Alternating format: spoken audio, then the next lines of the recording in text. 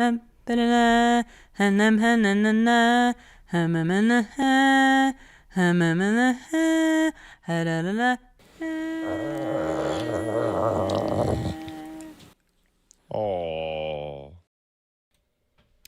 Hello today. Wah wah wah wah wah wah. Test 1 2 test 1 2. Wah wah wah wah wah. Hello today and welcome to the Ruby Weapon Hour. Your stories are on. Hello today. Welcome, welcome, welcome. My name is Paige. Some may call me Peach. Some have other names for me. You know what I'm saying?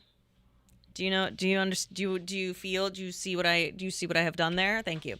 Hello. Do you love my shirt? I am a CIA female body inspector. I actually got this shirt for Pat. I got it for him. And I was like, look what I got you. And he was like, are you fucking kidding me? And I'm like, no, you're wearing it. But I didn't want him to wear it out of the house. But he did anyway.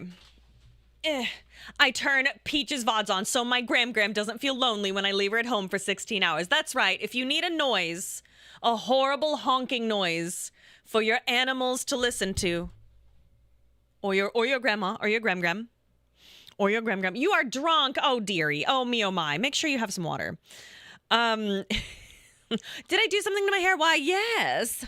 Thank you for noticing. I gave it a little dippity-doo-dah dye with a nice little gloss.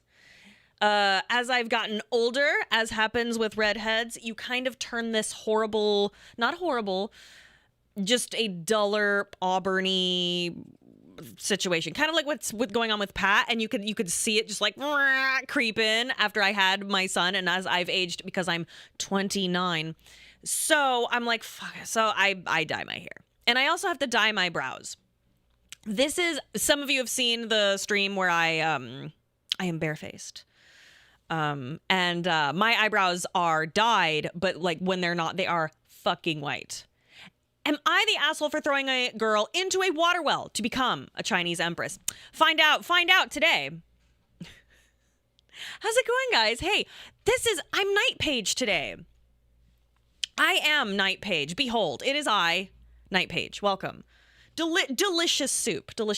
I have no brain today. It's also a little warm in here, so I'm gonna blow it up in here. My eyes are two different shapes because I can't be asked to try to reshape the shitty eyeliner job that I did. Hope you like it. Pat says, fixing YouTube now also kind of important. You check your uh-oh, whoopsies. Oh, shoot. Oh, God.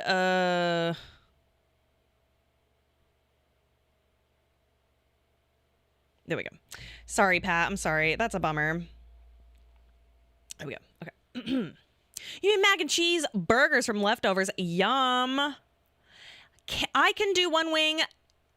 Incredible. And the other, I don't know her. Listen, they are distant cousins. God bless them. I hear you.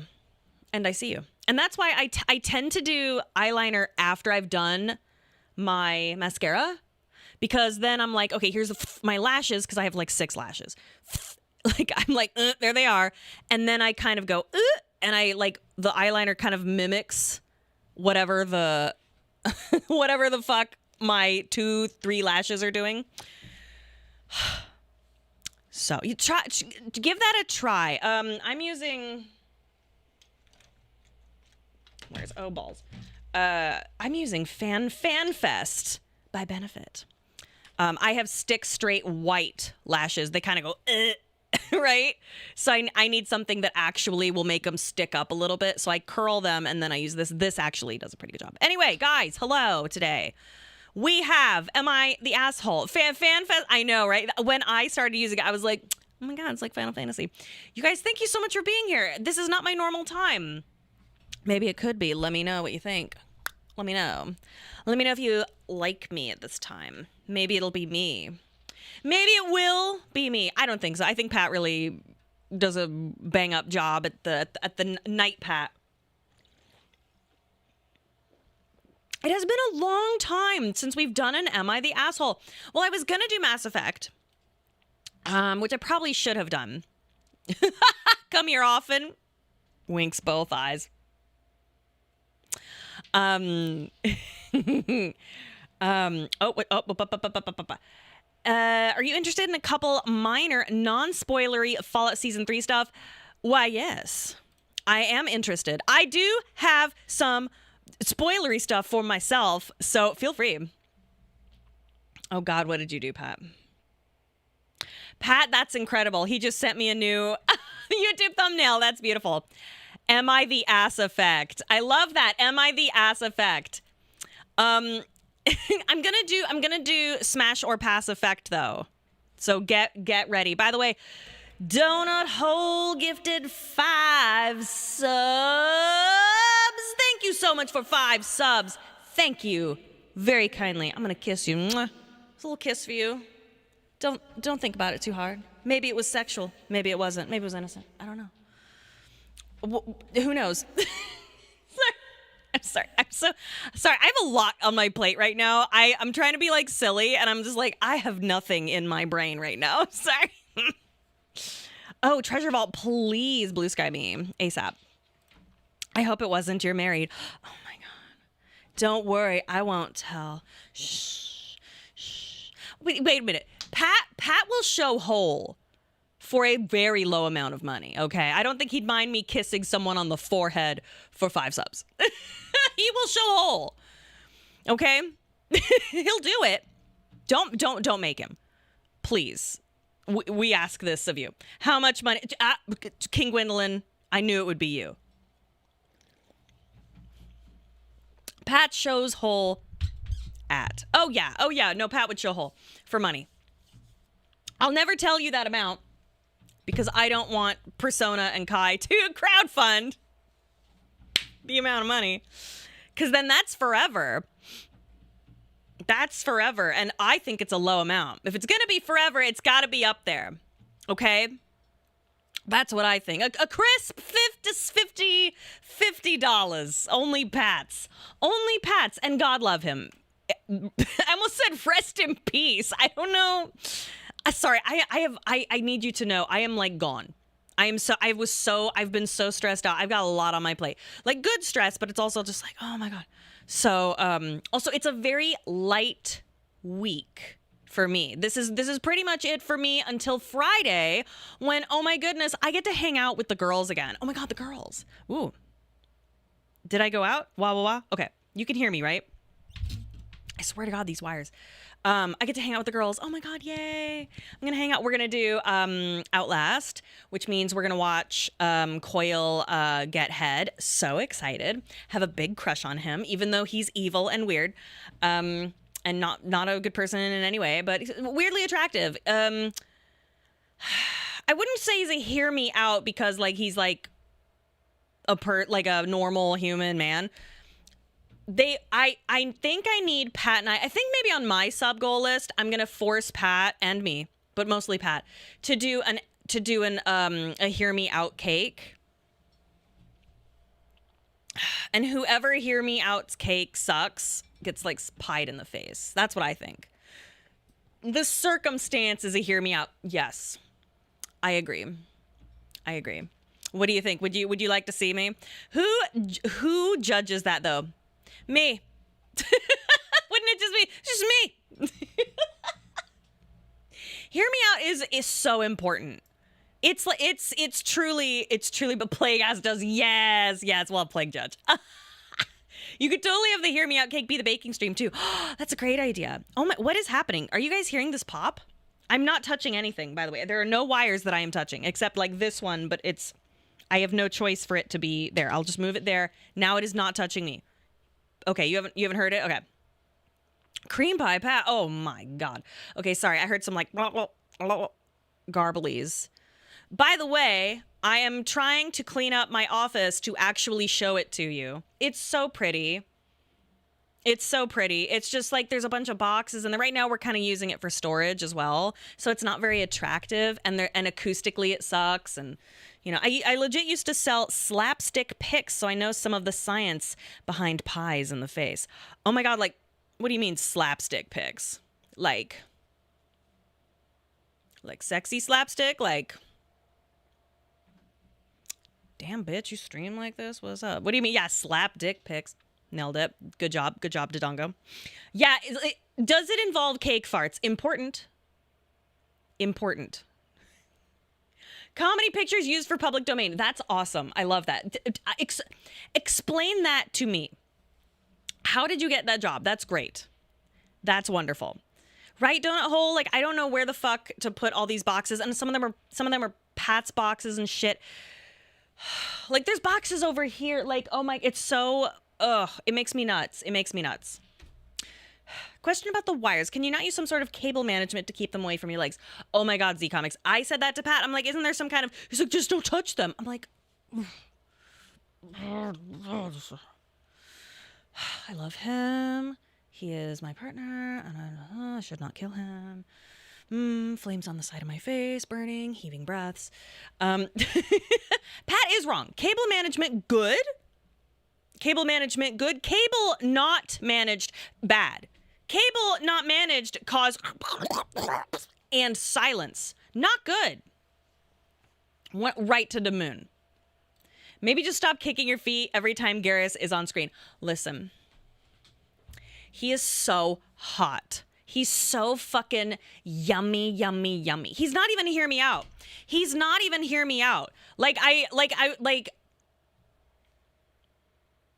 So my screen, like, I can't.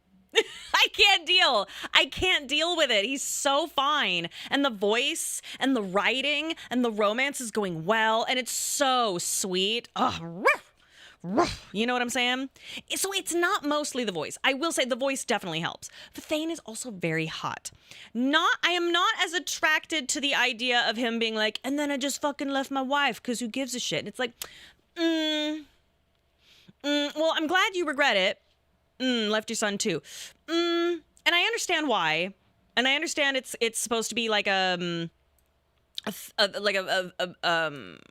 he clearly has PTSD and he's got a lot of shit going on for sure. But it's just, it doesn't make my dog bark. You know what I mean? Woof, woof. It doesn't make the cat meow. That was too much. Girls love Garrus. The gays love Rex. No, listen, Rex can get it. No, Rex is hot. If Rex was available, he's got 4. What am I supposed to do?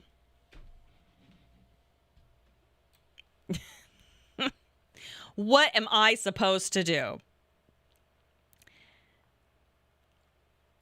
He's got 4 what? You know what he's got 4 of. He's got quads, man. Kester, thank you so much for the raid, Kester. Much obliged to you. Thank you. Why is it so hot in here? It's so hot in here. Like the AC is like not on. Thank you so much, Kester. Thanks for the raid. Hello, raiders. We're going to read some Am I the Asshole Reddit stuff, posts, things. I'm excited. Pat and I, over dinner, we were looking up some ones to do. I am excited. I'm so done with summer. I don't like the heat anyway, but like I thought when I moved to Canada that it would be cold. But, you know, I thought it was Mass Effect today. I know. I'm so sorry. I did change it on the schedule. I did change it. Are we getting another gaycation story? I wish. The search continues. The Aura Ring needs a cables at risk. Garrus is on the screen warning. I know. I'm so down for a good stream because I've been dealing with fuck-ass FedEx. No, over an expensive delivery. Oh, no. I hate that. I'm sorry.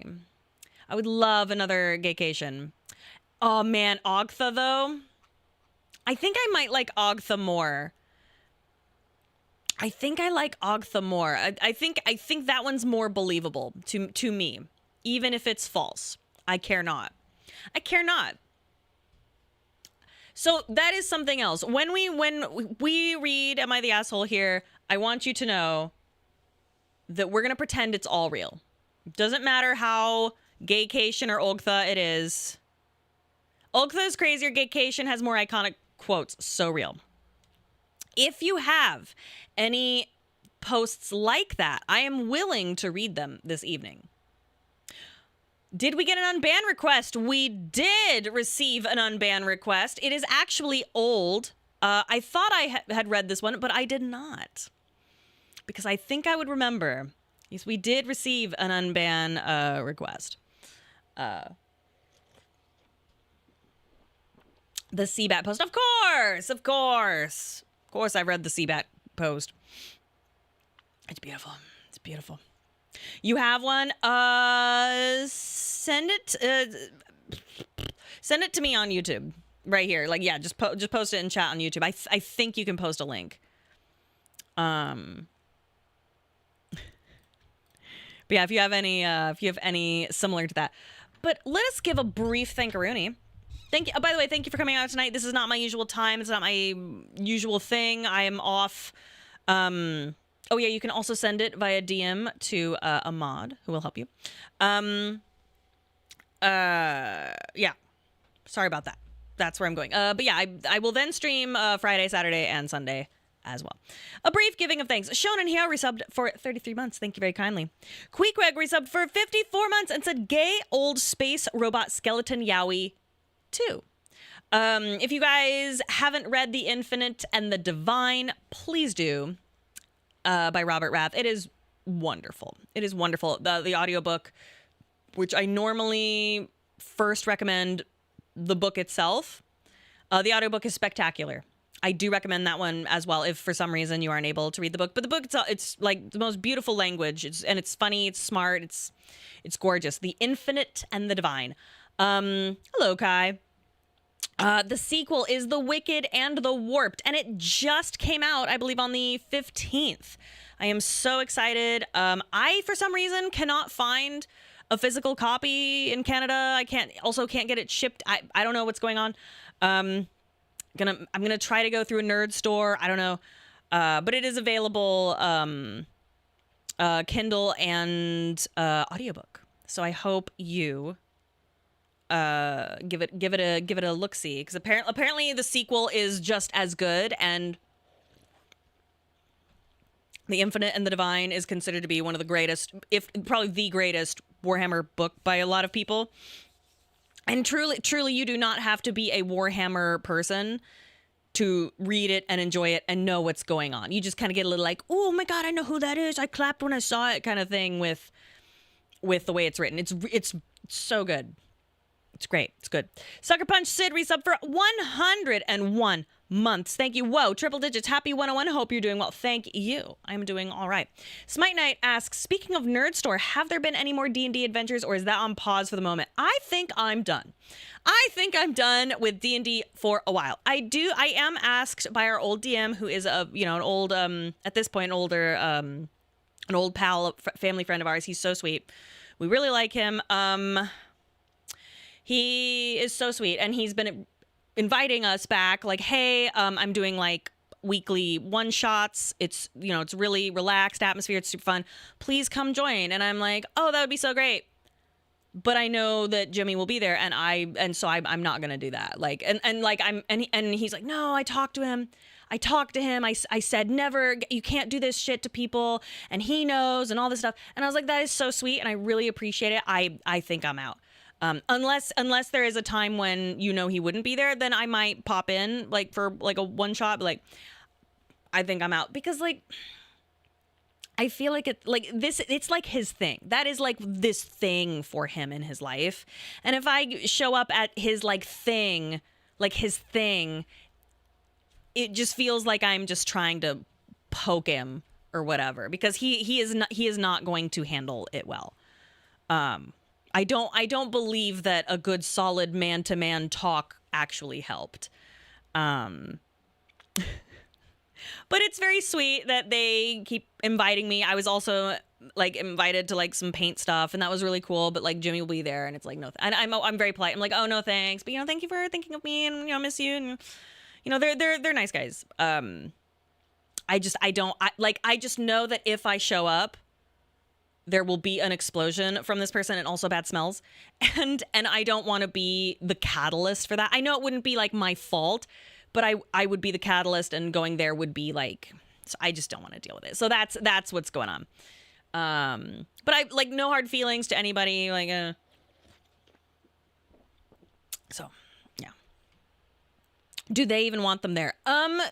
I think I've asked, I'm like, are you guys even friends? Because you don't even tell this poor man to like bathe. Like, and I think I was a little bit, this was back when it was happening and I was super mad and we all had a meeting about it. And I'm like, you guys need to be better friends to this person. He like he stinks. Like, like, why doesn't anyone say anything? If that was my good buddy, I would be like, babe, listen, happy birthday. Here's some Bath and Bodies shit. Anything. I don't know. I don't know. So I don't think they're like the best of friends. I just think they're like good D&D buddies. You know what I mean? Like, you know how like there's kinds of friends you have where the hobby is the glue. That doesn't make the friendship any less real. It doesn't make it any less important. It's just the hobby is this glue. And I think that's the case for these friends. Based on observation, I have no idea. I don't think about it that much. But yeah, so I don't know anything. I don't know. But thank you for asking. Lucky Budman resub for 14 months. Love Night Page streams. Thank you. And I love you. I lost a friend that wasn't really someone I cared about losing, but I told them that they stank and I told them that it was a problem. I told them they shouldn't be proud of how long they were able to go without bathing without a stranger telling them, because strangers won't do that, and I got mad at them. Sometimes, anyway, they won't talk to me anymore. Sometimes you just like, it's like I've told people, I've been like, hey, and hey girl. And sometimes people need to hear it. And if they can't handle it, then I mean, I think it's a kindness. One time, oh my God, I have a horrible, embarrassing story that I will tell you. One time I was out at a museum in Chicago and with a friend and this child I was nannying at the time. I was like 20. And, you know, we're looking around, I'm wearing like a cute skirt and I'm so adorable. And I'm like, I love my outfit. And then I went to the bathroom real quick, washed my hands, checked my face, came back out, walking around. And I noticed the receptionist looking at me. I'm like, why is she like looking, or not receptionist, but this like attendant or person in this museum. I'm like, what is going on? And I thought I was hallucinating them kind of following me around. And I was like, what's up? Right. And they came up to me and they passed me a note and they're like, this is for you. And I was like, oh, thank you. And I'm like, okay, yeah. Oh, thank you. And I'm like, what the? So I open it up and the note said, your skirt is tucked into your underpants. And my ass was out. Like my underpants and like the back of this cute short skirt was tucked into my panties. And I had been walking around for like 10 minutes. Butt out. No one told me. It was a busy fucking museum. Everybody saw my butt. My friend and I were just like, whoa, look at the paintings, look at the sculptures. It's bad. No, that was bad. And nobody fucking, for free. And nobody fucking told me. Like, and so I went up to her, I said, thank you. So I immediately pulled it out of my butt. I'm like, what? Because like, you know how because it was like, I had like underpant tight situations, like with Spanx, I guess. So it wasn't like, it wasn't like bike shorts, but it was like boy short panties, you know what I'm saying? But it was like I was in underpants. And nobody told me. And I was just like, hey, thank you. We laughed about it. She's like, sorry, girl, I tried to like wave you down. And I'm like, no. Yeah, I didn't have a thong on. Like, oh my God, in a tiny skirt like that. Listen, Chicago's the windy city. You know what I'm saying? Watch out. But we drove there. But like there was that and another incident was one of the reasons I just stopped wearing short skirts. They weren't even that short, but it was like a cute, like not schoolgirl, but like a flared skirt. Devastating. But like, oh my God, it's so hot in here. But it was so nice that she like took the time to say something, because I probably would have walked around that museum for another hour with my butt out. Like, but anyway, the reason I'm telling this story, not to tantalize you. So beautiful. No, but really, well, the reason I'm telling you this is that, like, help people out. Like, I have seen people with, like, fucking boogers coming out of their nose, and I'll be like, hey, come here. And like I carry handkerchiefs because like my dad's 94 and like he's a billion years old, and so like he carries handkerchiefs, so like I kind of do too. So like I've literally been like, hold on, can I do this? And like I'll like pick a booger out of like someone's like on their nose or around it, and I'll help them out. Not like a stranger, but like I'll help someone. And if a stranger had like something on their face, I go, hey, you have like a booger on your face, just so you know. It doesn't bother me. I'm not like, you know, can you chew gum before you curse? Thanks. What? What do you mean? Huh? Huh? What does that mean? My biggest fear is that there's something people aren't telling me about because they're being polite. Yeah, like it's like that is kindness to me. A kindness. Like I am in a bind and my butt is out, or maybe there's like a booger on my face or like anything. I went to a job interview once and I have, does your,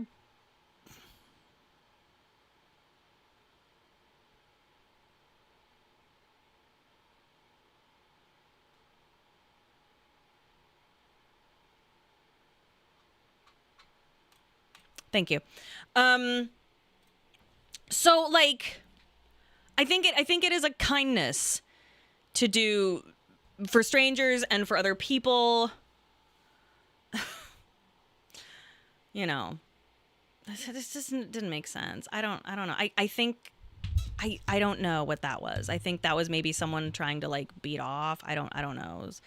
I know it was a troll, but it like just didn't make sense. I think, were they mad because I was like cursing? This is 18 plus. Let's act like it.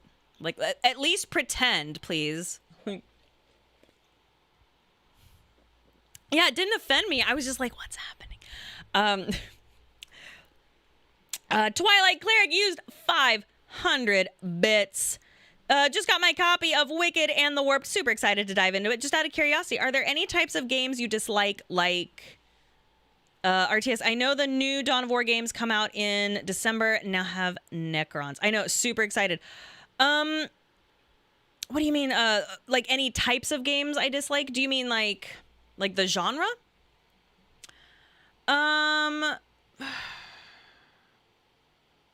You know, I wonder, Mass Effect has kind of made me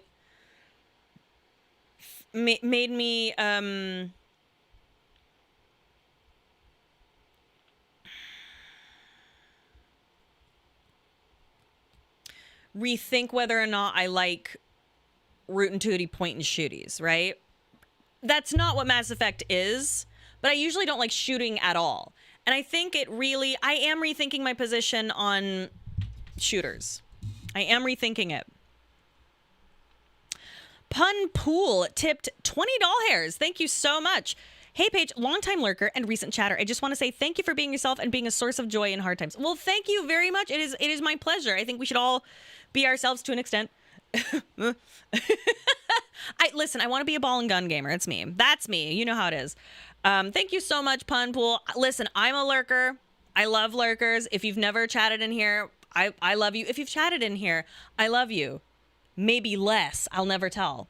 Madness. Listen, should I become a Madden streamer? Think about it. Think about it. Ball and Pit games. Ball and Pit. Yeah, I am a lurker. I just like go on streams and I'm like, wow, cool. And then I usually don't say anything. Would I be more into Arthur than the ghoul? I know that there's was Ghost, the guy with the skeleton mask. Is he from Call of Duty? I don't know. That's hot. But I mean, yeah, man with skeleton mask, hot to Paige, news at 11. Like, yawn, of course. Like, yawn. You are the horse. He's pretty hot, though. That's because the streamers you watch are your husband and his friends. That's not true. I watch a wide variety of streamers I never talk about with you guys. Not like because I'm like, no one can know that I watch this VTuber or like Kai Cenat or whatever. But I'll just pop in and I'll be like, oh, how are they doing? Oh, yeah, neat. And then I usually don't stay too long. I just like to pop in. I just like to pop in. I'll pop in. My secret streams. Zero Arcturia resub for 106 months. Ahoy, ahoy, Paige. Hope you and the family are doing well. Many pats to the pets, too. Nice shirt, lol. Also, has Pat devoured more soup? We actually let the soup go bad. I'm so mad at myself. We were supposed to eat the last of my turkey toot soup, and unfortunately, we forgot. And so I'm actually really mad at myself right now. It probably would have been good, but I like to err on the side of safety. Excuse me. I Love Femboys has been a member for 2 months in a row for Peach Nutters on YouTube. Thank you. Excuse me. Your Until Dawn Let's Play with Pat is probably one of my favorites. It's kind of sad to revisit now because of recent news. Lots of love. Yo, Hayden's death is crazy. I did not know she was the voice of Kyrie, bro. Like, that's so sad. I am very sad about that. Are you and Pat planning on anything special for spooky season? Ugh. I am like 36. Oh my God. Insane. We spent planning anything special for October. Not yet. Right now we're prepping for September. Like this week is insane. Like something in my personal life is happening that is super cool and I'm so pumped, but it's also like, whoa. So I'm kind of like gearing up for that. And then it's like, boom, September. And then we're just gonna, like, Pat and I probably won't see much of each other in September. We will probably not see each other. Gowron will not see us together much because it is time. I mean, he'll see us plenty, but you know what I mean. Excuse me. I am like hard to breathe. But yeah, so we're very excited for September, but for October, I do plan on doing more spooky things than I've done in the past. I think Pat's pretty booked up over the next couple of months. Like he's got like the games he's going to be doing. Like that's what's up. Paige has been hired as a diplomat. It's true. It's me. Are we getting the cooking stream? Do not fear. The cooking stream is coming. I will say it's Pat's fault. I have been telling him for like 6 months, hey, when do you want to do the cooking? Hey, what are we doing? How are we? So it'll probably be during September. So, will we have our own goals? Yes. I haven't really sat down and thought about my goals. I'm going to do that this weekend. Oh my God, Brenman, you've been lurking for 10 years. I hardly catch lives. Well, thank you for being here, Brenman. Oh my God. And thank you for being here for 10 years. Oh my goodness. But yeah, it will happen. Don't fear. It may not turn out well, which will be entertaining. So don't worry. It'll be great. I think it'll be fine. I'm trying to figure out if he wants to make like a cake. Should I bring my mixer over? What are we doing? Does he want to make something savory? Like, Jesus Christ, at this point, let's just make a crock pot meal. Speaking of which, I made the greatest, like, St. Louis style crock pot meal ever. It was wonderful. This, like, delicious ribs. Meat falling off the bone, mac and cheese and green beans. So good. So good. I wanted to teach him how to make turkey toot soup. Right? I was thinking maybe we could do turkey toot soup on top because that's a pretty simple, like you just toss it in and then like do something in the oven as well. I don't know. That might be too much. It might be too much. Well, I think he should do like he can follow really intense directions like in HelloFresh. He actually genuinely I know we're like HelloFresh, please buy it, but like I genuinely really like HelloFresh. I am not sponsored. I genuinely like HelloFresh. Those instructions are incredibly detailed, and he did a pretty good job like following stuff. Ooh, yeah, I was gonna make Italian plum thyme pepper crumble situation, but I didn't end up doing it. I probably will later this week or later next week. Got Fantasy resubbed for 11 months. Was at work and someone mentioned offhand they spoke German. And I had to force myself not to laugh for 2 minutes about Touch My Blast from 80/20 playthrough. Thanks for the streams. My pleasure. I think about it all the time. Anytime I hear like something German, I also think of like, oh, Let's play the game where you try to find the cancer in my breast. Which is like so like dark, but also hilarious. Listen, get your mammograms, everybody. Everybody feel yourself up. Don't get cancer. Don't do it. It's Ratman, resub for 16 months. Thank you. Thank you. I've already been saying tits in my ass. I don't need another vocal stem. Listen, it's too late. It's too late. You have to have it. Touch mine blessed is like the funniest thing like ever. Like it's so stupid. It just doesn't. It's so funny. Joke's on you. I beat cancer, so I got it out of the way. Hopefully, LMAO. Oh my God, I hope so. Jesus Christ. When do you find out that you got it like 100%? Or you're in remission? I always say ready spaghetti when I leave the house. Aw. I liked, my son likes to say ready, steady, go, because we now are allowing him to watch something called Number Blocks, which is amazing for math. And it's actually really charming and really good. And they're like British, and they're like ready, steady. And I'm like, he'll be like ready, steady. It's so cute. I love it. I'm more Ready Freddy as well. I like Ready Freddy, but Ready Spaghetti is good too. I like Ready Spaghetti. Sam Tom's Festival resub for 44 months. Thank you, Sam. Much obliged. Mwah. Thank you. The Queen claims another. I know people have donated to have you play certain games. Would you do the same for React videos? I'd love to see a reaction to some of the Adeptus ridiculous vids. Absolutely. Absolutely. How long are these videos? How much are you willing to pay? Is he getting much of an accent at all yet? No. I'm not sure if he will get like a Canadian accent. Hour-long vids. Maybe. I could be coerced. It could happen. I hear they are good. What were we talking about? Shit. Accent. No, I don't know if he'll get a Canadian accent because of me. But even every now and then, I'll be like, oh my God, I'm so sorry. So who knows? It kind of will appear out of nowhere sometimes. Oh, sorry, my hips. Sorry, for those of you who don't know, I have like a terrible back issue. So if it looks like I'm like digging in my ass or doing weird things, it's because like my L4 and my L5 are terrible and I have sciatica. So I'm like, and I'm old because I'm 29. He gets Quebecois accent. Ugh. I mean, there are things about Quebec that I'm like, maybe we should have stayed. Spoiler alert, I'm glad, like, thrilled we left. Unbelievably thrilled. Can't tell you how thrilled that we are. But, like, there's little things like daycare there is heavily subsidized. So it's like, oh, shit, well, that would have been great. Well, daycare and I think pre-K as well. Oh, my goodness.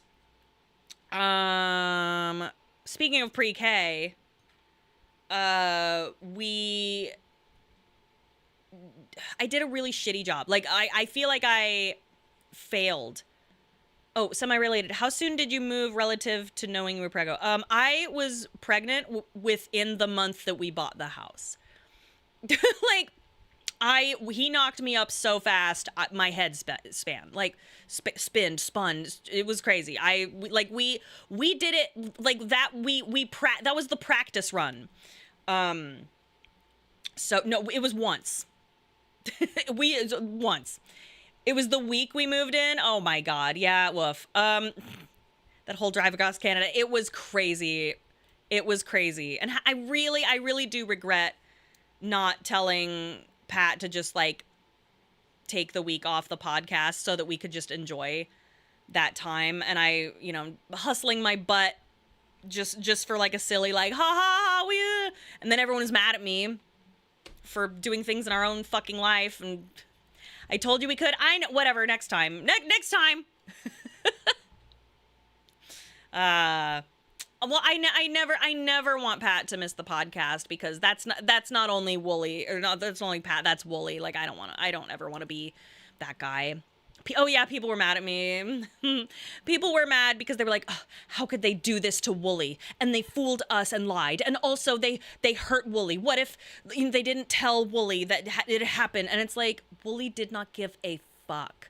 They had not seen each other like in person in over 2 years. Nobody gave a shit. After that thing, Wooly called up, was like, "Oh my god, congratulations, you guys!" And then he texted me. He was like, "Paige, I know you were having like such a hard time in Quebec. I'm so happy for you." Blah, blah, blah. Like, well, remember this was during the height of the pandemic, so they hadn't seen each other physically in 1,000 years, and it was just like, you know what I mean? Yeah, well, Wooly thought it was hilarious. You can go back and watch it. And he was so happy for us. He wrote me, like, the sweetest message. Yeah, no, and, you know, when he came to visit, he's like, okay, yeah, I see the appeal. Okay, yeah, okay. Like, yeah. Come out. Get away, escape. Quebexodus.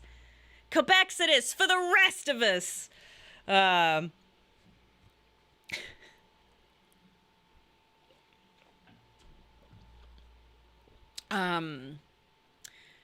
What was I? What else was I talking about? I don't remember. But yeah. Yes. Yeah, loved that RV. Oh my god. Loved it.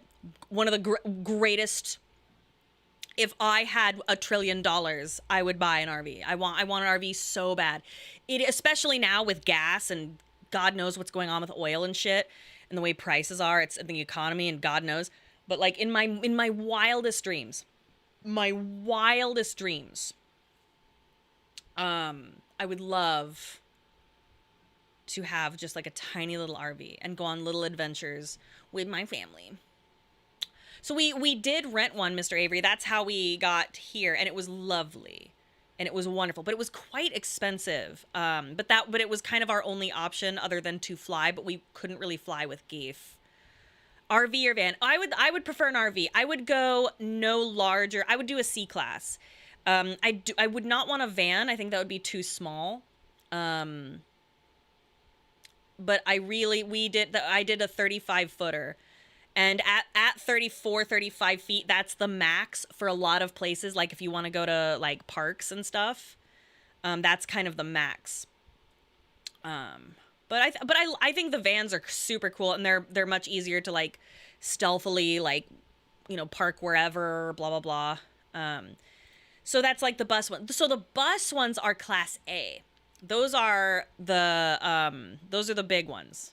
Those are typically diesel, but not always.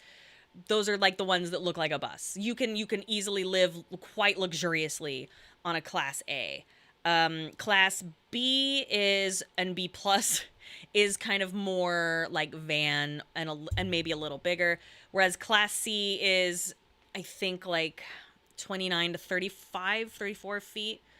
Listen, I love RVs. And I was doing the research for after we came here on that fucking RV. I was researching. I was like, oh my God, could we? Maybe, but it's so expensive. It's not reasonable. It's not a good investment, especially now with gas and everything. And it's too expensive for what you get. Maybe like when we're super old, like we talked about it. We were like, maybe when we're super old, oh no, it would be like a dream, like not after we bought a house. It would be like a dream, like 10 years into the future, right? Like if we, like our son moves to Toronto and we don't want to live there, we'll just be like, well, you know what? We'll just live in a class B or class C RV and just visit, you know, our son and like, oh, and then drive over here, blah, blah, blah, and we'll just be old, retiree, annoying people in an RV. Like, I have no idea. That was just like a thought I had. Or we can be like those people who now, this is so smart. Instead of going to like retirement homes or like retiring certain places, people are spending their money on cruise ships. And like, it's really smart. Financially, it's smart. Health-wise, it's smart because cruise ships have doctors and shit. There's like, it's a pretty penny, but it's oddly not far off from the cost of a retirement home. A lot of them are for like super old people. Like, yeah, they just like stay on cruise ships and shit. Floating retirement home. I mean, it's kind of cool. They could, you go on a cruise, you get buffet, you get all drinks, all you can eat, drink, depending, I don't know. And then you get to travel the world. It's pretty cool. But so I've never been on a cruise. I would love to go on a cruise. I would love to. But like, I am a little fearful of, the diseases that you might get. But that's because I am paranoid and in poor health. You get the poop cruise once you're elderly. It's going to be a bad time. Listen. Oh, yeah, the fucking poop cruise. My dad spends a few months a year on a cruise. It's cheaper than him staying home. It is. It's and you can get good deals on cruise ships. Do you get motion sick easy? Not too well.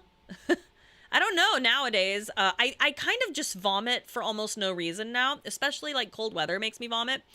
So I just have a weird stomach, but I don't know. Oh, excuse me. Ugh.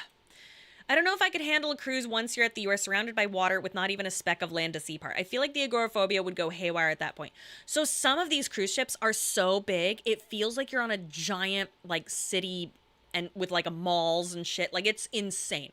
So unless you're like out looking out the window, you apparently I've never been on one, but sometimes you can forget you are at sea until it starts doing some of this. Persona says, I'm not pooping. I am driving. By chat. Lurk activated. Guys, Persona's pooping. I know he is. Otherwise, he wouldn't have brought it up. That means he is doing a dookie. Yuck. Yucky pooey. I would never do that. I would never poop. The Disney, oh yeah, the Disney cruise horns. Yeah. Brr, brr, brr, brr, brr. Oh, when they try to like honk at each other, that's cute. That's cute. S Muffin Man resub for 15 months. Hustle or scam. My fiance wants to help me get all the Godzilla Hello Kitty toys at McDonald's. She then says I can pretend you're my autistic little brother to get them all. Oh my God. Well,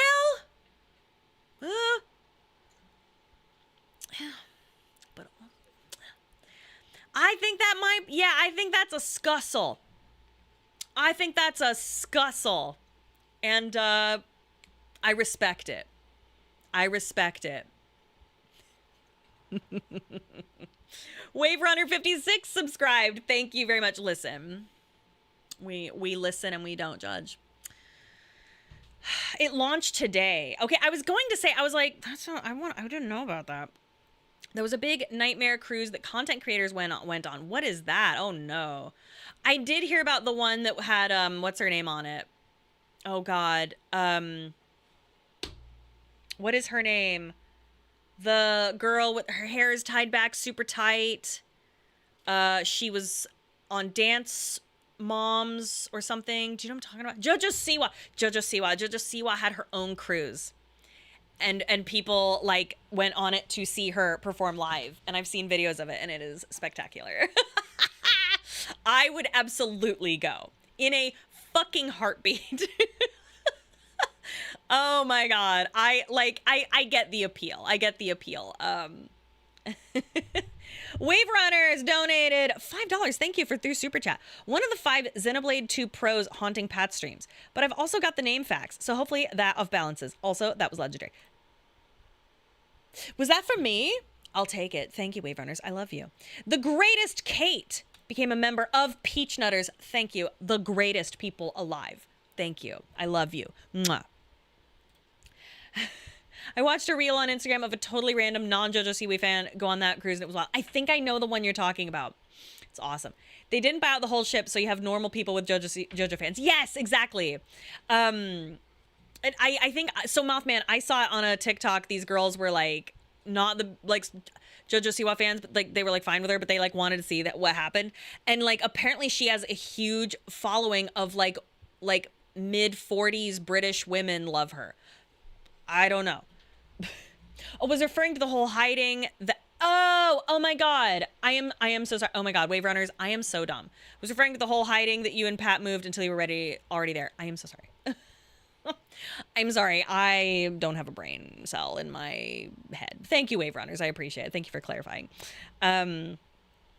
I do not have brains. I'm sorry. Please excuse. Guys, hey, let us briefly take a look at this unban request. What say you? What do you think? What should we do? Shall we? Let's wait for the ad break. Give it another 20 seconds.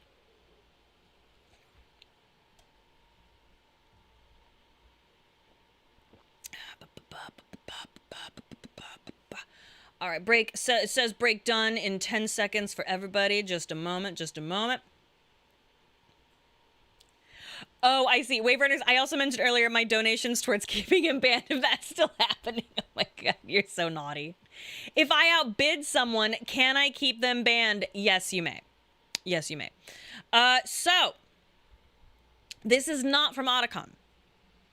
This is, and I just noticed this. I thought I had read this from, did I read? Maybe I did. The Timo. Did I read that one?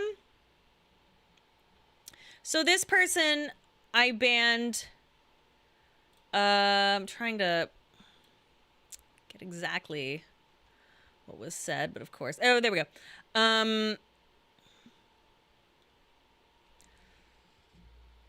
This person was like kind of mocking me during the AITA situation. Like, and it's like one of my peeves when I'm dealing with someone in chat and then someone's like, ugh. So they were like, you have a get out button. Why is he getting attention? LOL, because I just banned him. I said, well, then I guess I'll ban you too. Right there. And because I was mad, I was like, there, everybody. There. What do you think? Yeah, the stop giving them attention guy. I fucking hate that shit. People used to do that to me all the fucking time. Right? Like when I first started like 10 years ago. And I was just like, what the fuck? And then I went on my little tirade because AutoCon like pissed me the fuck off. And I think I deserved to be a little cunty about it because it just all the time. And it's just, I like let myself finally feel my feelings. Cause it's just so frustrating having to be like, okay, you know, not having to be, but like, it was just a foolish choice of mine. And that was my fault. And I own up to that. I should not be so nice. And in fact, I will be updating, the rules sometime in the very near future. It will not apply to any of you. You guys, there's a reason we don't ban people very often. And it's because you guys are so good and we are very relaxed. No, not tyranny. No tyranny. I promise you. I wouldn't do that. You guys are very good. Excellent chat. Like I truly mean that. You guys are wonderful and we're very relaxed. But so it'll just make things more clear so that if people are like, ugh, that I can just be like point to a rule. Does that make sense? So yeah, like why is he getting attention? And it's like, all right. So then I didn't see this unban request until like as I'm messing around with stuff and I'm like, what's this? And I was like, what? I totally forgot about this guy. And so this is what he said. Sorry, didn't know I touched a nerve. I was frustrated that AITA was yelled at for a third stream that week. I guess we happened to watch similar creators, and he knows how to annoy them all. I clearly said it in frustration, and the crash out of saying I'm telling her how to run a stream seemed a bit much, and saying things I clearly didn't say. It was a single comment out of annoyance that AITA can seem to derail anything I'm watching, not telling her how to run anything. So I did indeed bitch about a lot of things. I didn't say, and also he said this. He took that on himself. I did bitch about a lot of things. But it wasn't all, and also Timo did this, and it was also him that said that. It was me just kind of going, and fucking I'm dealing with this shit, and there's like a guy here and fucking, and I did kind of be like, meh. But, so anyway, let's break this down.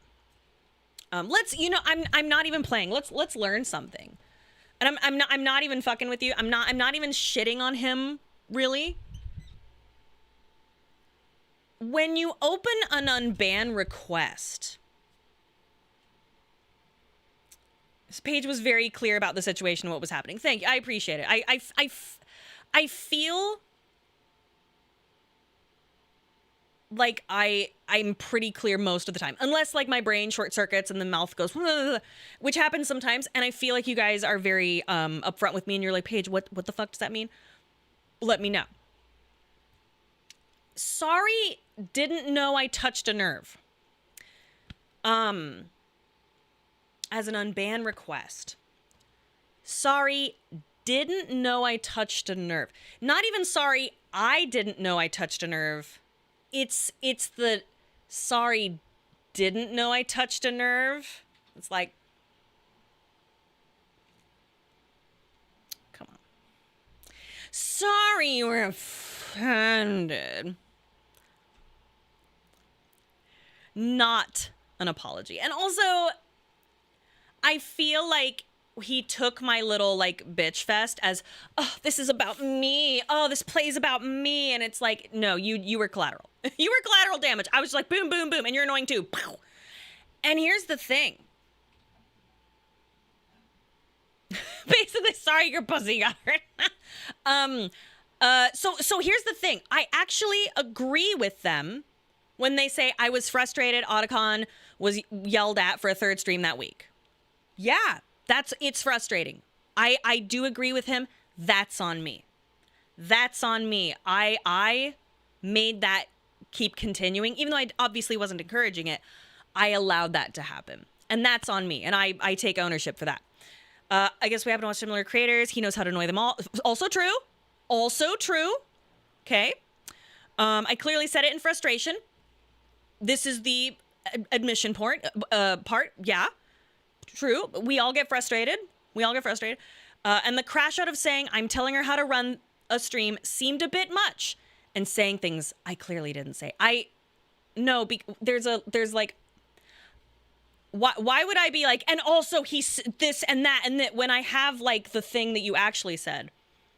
I don't believe like it's logged here. I don't believe that I was like, and also let me tell you guys, and just made up a bunch of shit that he specifically said. No, that's not something that is within my character. It was a single comment out of annoyance. True. That Otacon can seem to derail anything I'm watching, not telling her how to run anything. You did tell me how to run my fucking show. You fucking did. And let me tell you, had it just been the part like, hey, I was frustrated. That Otacon situation really sucked. I wish Paige would have done this sooner. Sorry that I had, whatever. I would be like, you know what? Understandable. And I was frustrated and in the moment, right? Maybe I could show leniency, right? But because it's so bitchy and passive aggressive, no mercy. No, I'm sorry. Deny. Can I write to them? Denied. This is not an apology. Also, why are you speaking like I am not going to see this or read it out loud to my chat? LMAO. Should I say get fucked? No, this is not an apology or a good unban request. Also, why are you speaking like that? I am not going to see this out loud to my... Why are you speaking like I am not going to see this or read it out loud to my chat? Give me 150 USD and maybe I'll think about it. 150 speed, yeah. I sentence you to 150 USD smackaroos. Pay me.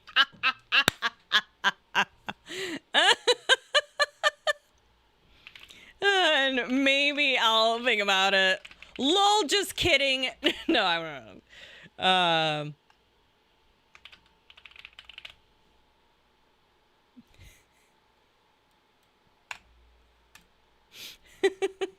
There. Enjoy it. All right, whatever.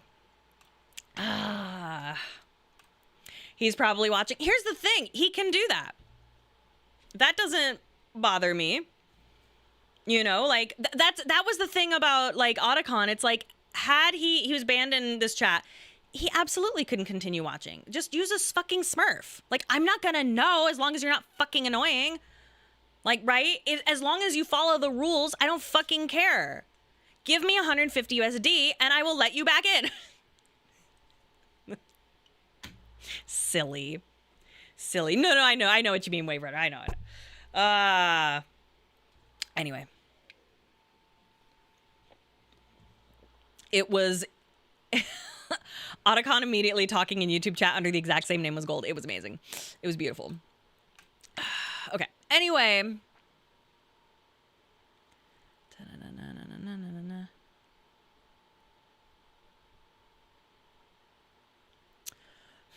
Hold on one moment.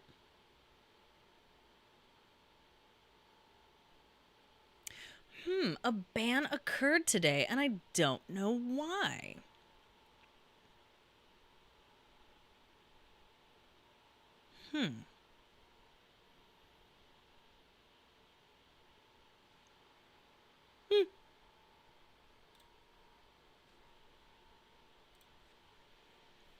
No, not the gum guy. Oh, well. I trust the mods. Anyway, guys, thank you for joining me. I so appreciate you being here. 1 second. I am so thirsty. Don't worry, standard enemy. You have not missed anything. Don't worry. Okay. Your makeup is really cute. Oh my God, thanks. I appreciate it. It's so hot in here. I thought there was supposed to be AC, but I don't know if he turned it off or what the plan is here. Maybe I'm just like, I hope I'm not feverish. The blush and the lipstick complement each other. Thank you. I almost always buy the same fucking lipstick. Like, it's like, why do I keep buying lipsticks? I stopped 1,000 years ago because it was like, what am I doing? But it was like, you know that TikTok where it's like hoisin sauce. I go into my fridge, I get hoisin sauce. I open the fridge, oh, there's another hoisin sauce. That was me with the same color of fucking lipstick, all with different names and brands. But I'm so attracted to like mauve and mulberry and magenta. Yeah, I don't think it's on either. I don't know. Halsen sauce. What's up? Okay. How many times can they release new palettes? I know. Okay. You guys, thank you so much for joining me. I am so happy that you are here and we are here and we're having a good time together. Any chance we'll dive into our Girl Dinner Diaries or Kitchen Cells? I don't know why I didn't think of that, Lexicon. I might take like a brief 2 minutes after we do some of these. I might take a brief 2 minutes to pick some of those because Girl Dinner Diary, unbelievable. Incredible. Kitchen Cells, also incredible. Devastating content and beautiful and wonderful, and it's art. We need to protect queer art, guys. What the hell is Girl Dinner Diary? I will show you. Okay, so I have a few. Am I the assholes? I am in incognito mode. Let's see if I can do this myself. So it's going to be a little off. Where is it? Okay, there we go. It's going to be a little off. Let me see. Yeah. But you should be able to read most of it. I will read it out loud to you. You can also follow along if you wish. Let me get this going. Okay. So, are you ready for Am I the Asshole? I might also take a pee break at some point in the near future. Okay, there we go. Right. So we will start with, am I the asshole for telling my daughter she doesn't have the right to mourn or go to her ex-friend's funeral after what she did? We can start with that one. Title alone, spicy. So you can either listen or follow along. Let us read. Am I the asshole for telling my daughter she doesn't have the right to mourn or go to her ex-friend's funeral after what she did? New account since my daughter doesn't know my other account. When my daughter was in school, she became friends with a girl named Kelly. They stayed close through college, and my daughter was even one of Kelly's bridesmaids when she got pregnant when she got married. To explain where my daughter's behavior came from, my ex-husband cheated on me repeatedly, and our marriage ended horribly. My daughter doesn't speak to her father anymore, and she absolutely despises cheating. About 7 years ago, my daughter became convinced that Kelly was cheating on her husband. She started harassing Kelly online and essentially blew up her life.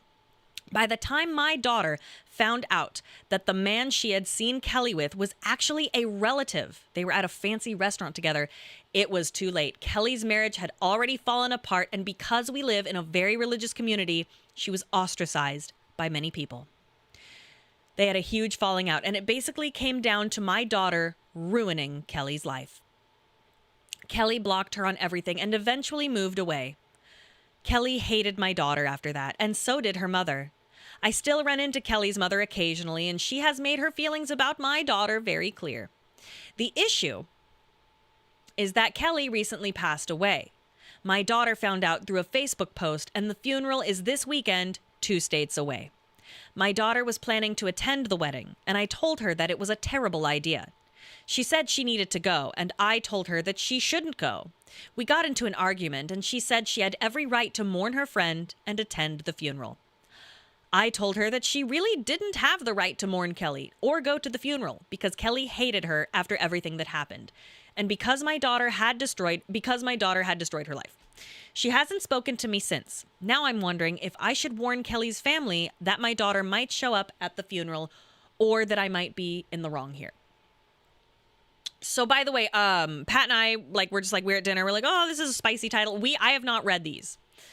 So I'm like,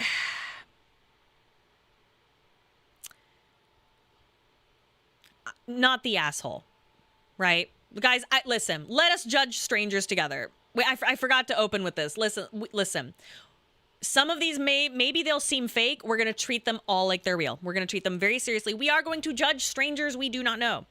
And it is okay and right for us to do because we don't know. Maybe it's fake. Who knows? We'll treat them like fictional stories. It's fine. It's Gake and Faye. I like that.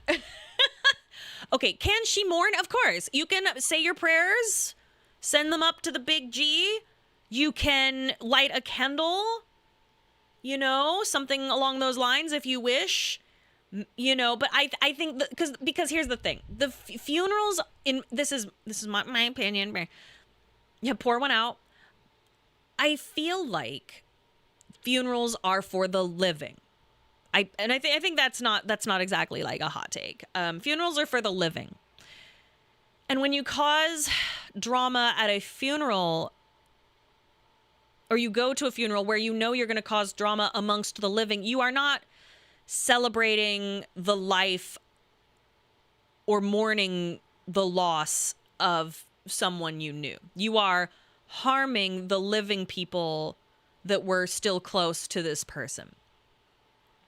And yeah, the daughter probably thinks, maybe she thinks she did nothing wrong. I love, for those of you who don't know, who've never been to one of these, I love to look at these and treat it like, oh my God, like it's the hidden text that tells us, I feel like it's for her. Yeah, Idziman. I feel like the daughter wants to go because she feels such immense guilt that she's like, well, maybe if I go, it'll free me and it will bring her closure. And it's not going to bring her closure either. It's just going to harm these people.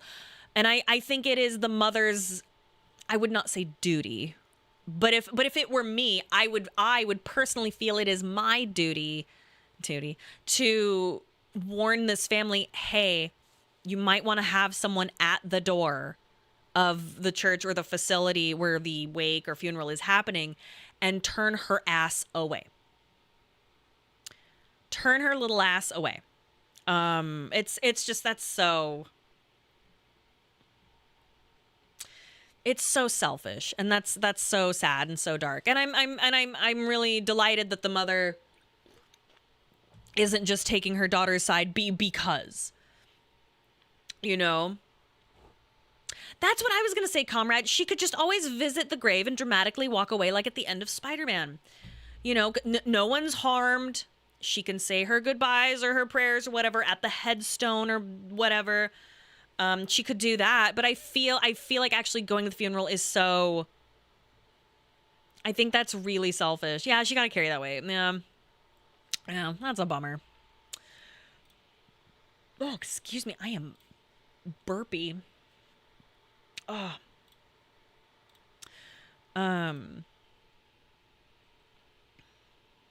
Let's see, where is it? There we go. I'm glad we all agree on that one. These are probably pretty like, oh, we're all gonna agree. Like, I have to say, when we were looking, it was pretty scanty for like tea on Am I the Asshole, like, for the week. I was really surprised. This one, am I the asshole for telling my friend he can come to our outings, but his girlfriend with OCD can't? English is not my first language, which means the text is going to be fucking fire. If you've ever read like anything on fanfiction.net or AO3 or Wattpad, and the first thing is, oh, English is my first language, it's going to be beautiful. It's going to be Disco Elysium level of beautiful words you would never imagine together. It's the greatest. Let's go. So I'll try. Oh, the user is Dusty Bookshelf. Great username. So I'll try to be brief. I, 20 female, have a group of friends I have known since school. We don't see each other often anymore because adulting is chaotic, but we try to get together every 2 months or so. There's about 6 people on this group, including Mark, 22 male, who recently got a girlfriend who I'll call Sarah, 21 female. Sarah has bad OCD, obsessive compulsive disorder, and has loads of rules to what she can and can't tolerate, which originally wasn't a problem. Some of us are also neurodivergent / have conditions that require adaptations. So we adapted our outings whenever she wanted to come, since she was polite and nice. Everything was fine for a few months until one of our other friends casually asked about my dermatitis and if it was better. I have contact dermatitis, which is not contagious in any way, shape, or form, but it flares up often. Sarah heard it and deemed me a quote-unquote contaminated person. Ever since then, she's been treating me like I have the plague. She won't touch anything I have touched, won't sit near me, and will make a disgusted face anytime I'm around, which at first I took, she has a condition, and I don't care what she does. But she started doing it to other people, like warning people not to sit near me. And once at a restaurant, told a waiter to be careful not to touch me when he handed me my glass or he would contaminate himself and everyone he served.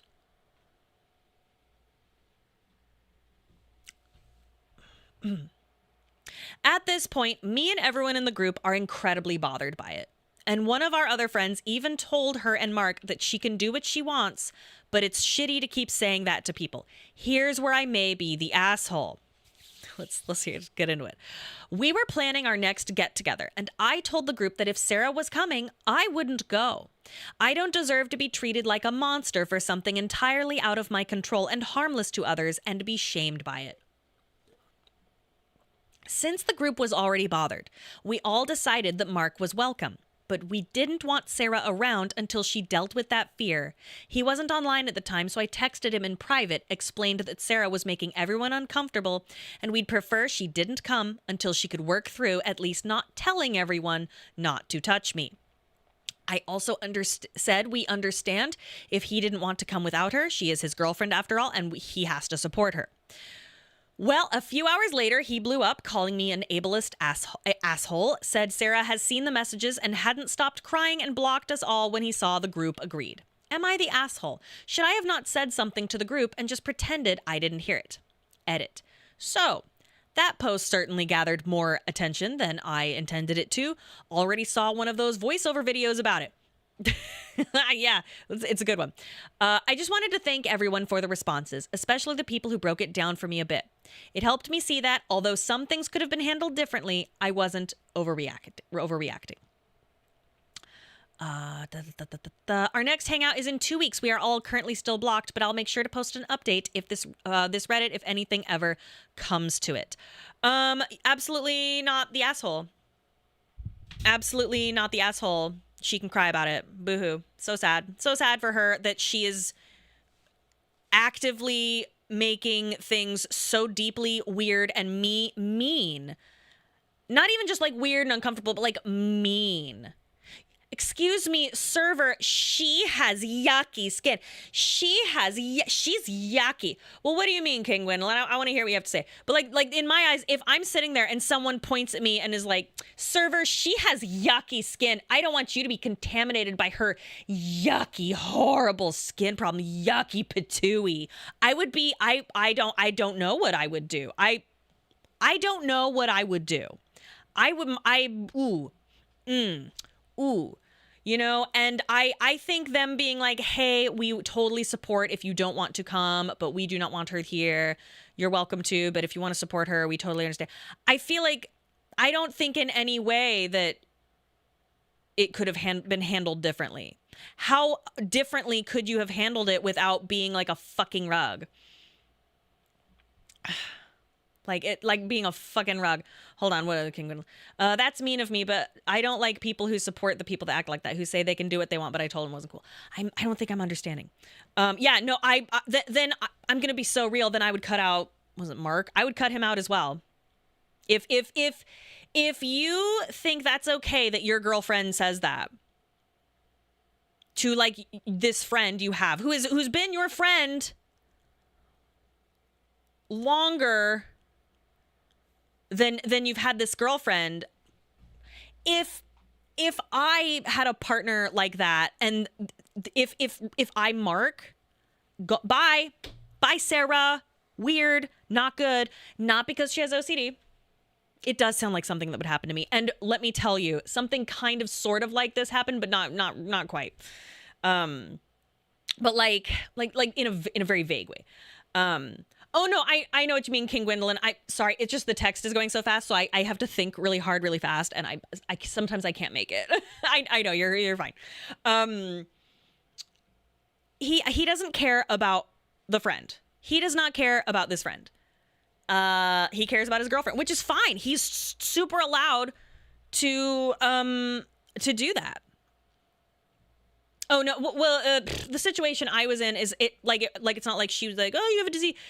Just like this person, this is like, I'm like 19 here. I was dating this guy and he had like a really good guy friend and he had a girlfriend, and the girlfriend clearly had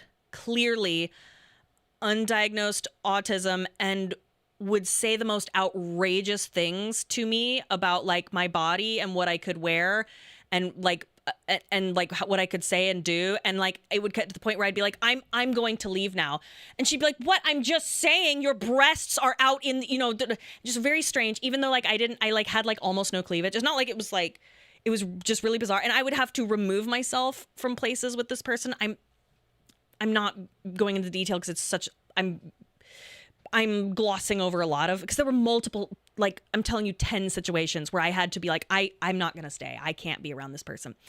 And I finally, and also her boyfriend, who was my boyfriend's good friend, also every time he would be around my boyfriend, made my boyfriend like, I don't know how to explain it, just really, and I don't use this term lightly, truly like misogynistic and strange after they would hang out. And I finally, I never give ultimatums. I finally was like, you can't hang out with these people and we date. If you want to still be friends with them, that is cool. I can't do it. It's too, like, you turn into a different person after you hang out with him, and she's so fucking mean and weird, and I'm not going to do it. But if you want to still be there, like good friends, that is fine. He was dating me first, by the way. But I was really nice about it, and he was like, no, it's fine. But she would just say the most outrageous things about my body, and like, I did find out she was diagnosed later, so I was like, okay, I was right. So I never felt like I could say anything, right? I always felt like I was like, okay, well, thank you, Betty. I'm gonna go. I don't appreciate that, but I will now leave. And I have to like kind of, and she would like also chase me. She'd be like, what? What's your problem? I'm like, I'm just gonna go. Thank you. I need to go. And just be like, why? Where are you going? And like would chase me down the stairs and and like down halls and shit. It's complicated. I'm glossing over multiple instances where this happened. I'm just like, Jesus fucking, leave me the fuck alone. I even had to uninvite her from my birthday party because I was physically assaulted by someone she knew. And she's like, well, I know it didn't happen. Even though I had evidence. Okay, girl. Okay. And so I was like, you know what? I was like, don't come to my fucking birthday party. What? No, I'm coming. I'm like, if you come, there will be consequences, as in the police, because you are weird and freaking me out. And that was the final straw. It was just like, get the fuck away from me. Get the fuck away from me. Like you will have trespassed. Get the fuck out of here.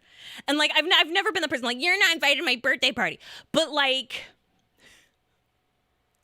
bro, it was that person. What? Wait, what? Wait, sorry, I wasn't reading chat. Did I say something weird? Sorry, I'm confused. What did I say? Oh, you guys are some of the more normal people I've interacted with. How many people have gotten overly obsessed with you? So I want to be clear. I'm not like, and everyone was obsessed with me. Okay, sorry, I didn't understand quick. I was like, oh, did I say something weird? I used to hang out with a lot of theater people.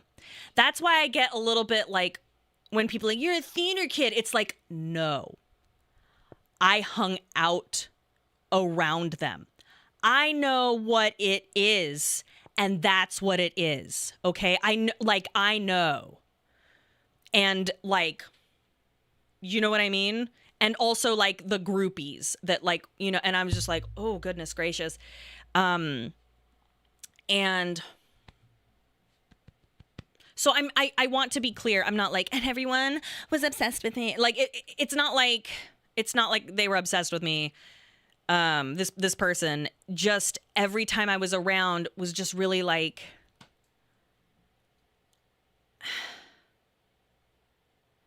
just shit like this, where just saying weird shit that made me uncomfortable. And I would look over at my boyfriend like, and he would go, right. And then I would talk to him later and I was like, I'm not being sensitive. Am I like, that was fucking weird. And he's like, no, that was horrible and offensive. I'm like, then why didn't you say anything? He's like, because, you know, she's really sensitive and raw, and he's my friend, and they're going through a lot, and you know, his mom and all this, some bullshit. And I'm like, I don't give a fuck. It's weird. I got shit going on too. You don't see me being like, oh, hey, Benny, you know, you fucking slut or whatever. It's been like almost 20 years since I am 29. So I don't remember like the specifics anymore because it was so dumb. Do you know what I mean? But like I remember just and the fact that she was like, that didn't happen and you're just making it up because you're a bitch. And I was like, all right, you know what? Don't come to my birthday party. Stay the fuck away from me. Don't want to be involved with you. I'm out. Well, no, when your birthday party. No, you just want to go to hang out with these other people because you're a freak. You don't give a fuck about me. Get the fuck out of here. Okay, I like forgot that person existed. Every now and then I'm like, so the reason I have stories like this is because, remember, I've talked about this. I used to put myself in positions because where I would be around really interesting people. I really liked interesting people. Really interesting people. The problem with that is when you seek out interesting people as like, and I was like 20, I'm like 19, 20, very young. When you do that, you find yourself with very interesting people. And then you reap the consequences and harvest the interesting people. And so that is that is why. Because I've seen people be like, how does Paige always end up in these situations? That is why. Because And I'd always be like, and like, I'm not trying to say like I'm the most perfect and I would never say anything weird or bad. Like, I'm not the most perfect, socially proficient, perfect angel, but like, I've never gone out of my way to like say some mean shit like this, you know? Like, here's the thing. I know what they're talking about. And okay, this is something crappy about me. I understand where this girl is coming from. I have lupus. I have a host of health problems. I'm not a perfect person. Fuck. I gotta stay away. Sorry. I need Adderall so bad. Okay. So, I can see where the girlfriend is coming from because I have been around people with contact dermatitis and things like that that are clearly not communicable. And it makes me go, ugh, because I am so paranoid that I'm going to become ill. When I get skin rashes, they last for fucking ever. For no matter what. And when I'm sick, it lasts forever. Even if it's not intense or bad, or grave, it lasts forever. And so I'm very like, ooh, I want to avoid all of that. But I would never, ever make it so that they knew I felt that way. Because that's on me, right? That is my own thing to deal with. The idea that I would be like, hey, everybody, don't touch her. She's yucky. Don't sit next to, oh my God, don't touch the glass because like, that's so crazy. That's so fucking crazy. Like, I just probably wouldn't like rub my skin on their skin. You know what I mean? Like, that's where I would leave it. It's too much. It's mean. It's just mean. Ugh. As someone who gets dermatitis, it does look pretty alarming when it gets bad. Listen, I have really bad eczema that starts here. It's one of the reasons I rarely do the dishes. Poor Pat, he has to do them. Because like when I put my hands in hot water or get them soapy, or even with the gloves, I am more likely to get it, and it looks horrible. So I have to bandage it up because I'm paranoid. People will think it's like yucky, and nobody can get it, but it's, you know. And so anyway, blah blah blah. Anyway, sorry, tangent. Thanks for listening, guys. I really appreciate you. Right, like leprosy. Oh my God. But anyway, it's just like keep your demons under check. You know, like I'm not saying I'm not shitting on someone with OCD. Pat has OCD. I understand. I get it. You know, like that's really hard. But you keep the demons in here if you can. And if I just can't imagine her being like, and they don't want me around even though I bring it up all the time. Poor me. Makes me ill. Okay. Anyway. Whatever. Pat is a sometimes crippling level of OCD. Yeah, it really depends too. It's sometimes it's like, oh, maybe it's getting better, and then it's like, up.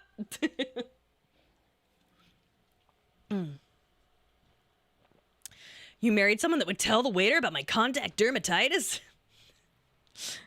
Okay, hold on. This one is, am I the asshole for deliberately giving my chronically late friend the wrong time? Okay.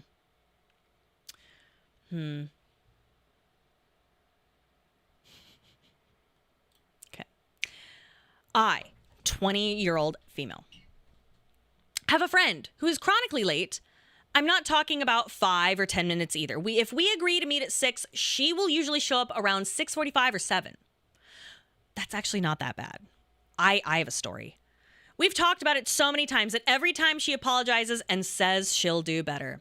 It's caused problems before. She was almost an hour late to another friend's birthday dinner, and we lost our reservation. She was also late to a friend's going away party and missed most of it because everyone had already started saying their goodbyes. Once she was supposed to pick me up for a doctor's appointment and showed up 50 minutes late, so I had to take an Uber and still ended up missing the appointment. So, okay, 45 minutes isn't that bad. Okay, no, it's bad.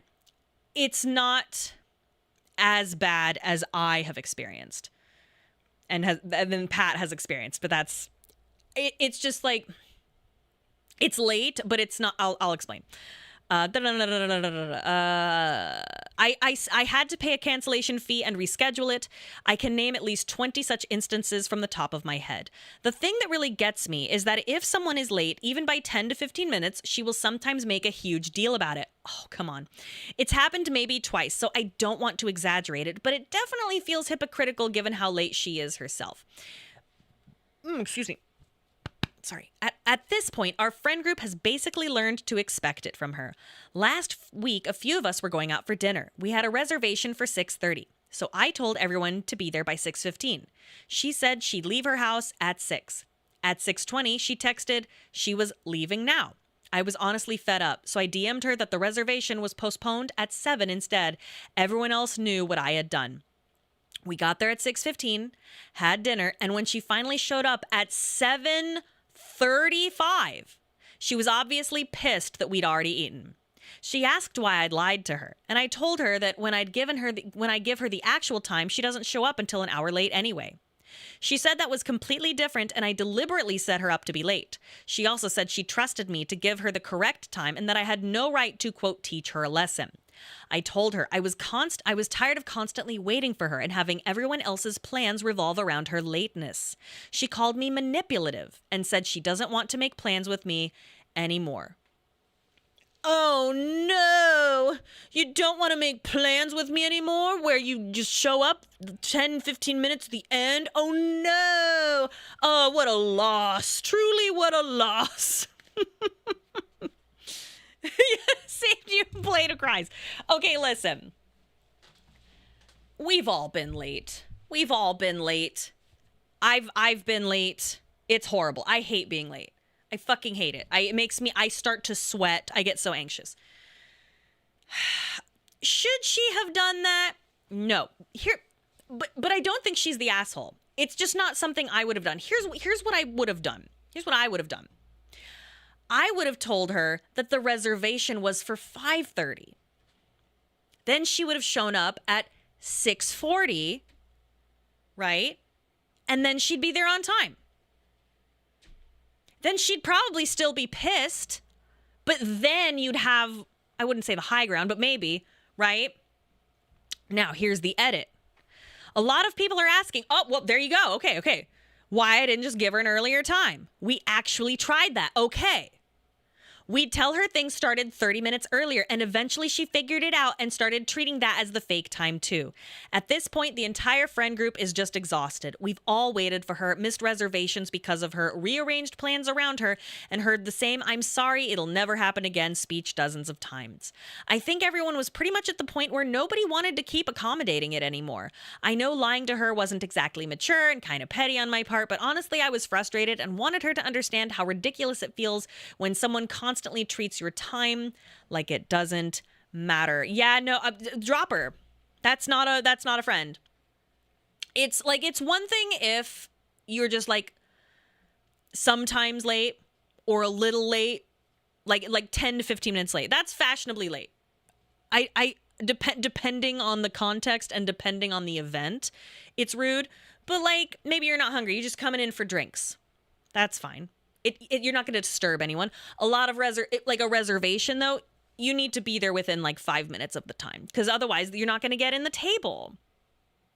Oh my God. Yeah, drop her. That's not your friend.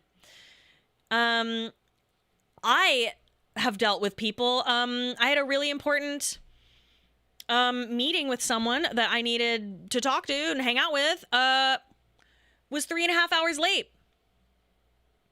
Was 3.5 hours late. And I like several times was like, why don't I just go home? And I was just like, no, I'm just going to sit here. Just going to sit here and wait. Fuck it. I will just sit here. And I did. And it was just like, and guess who I was supposed to meet? Who do you think I was supposed to meet? Take a wild fucking guess.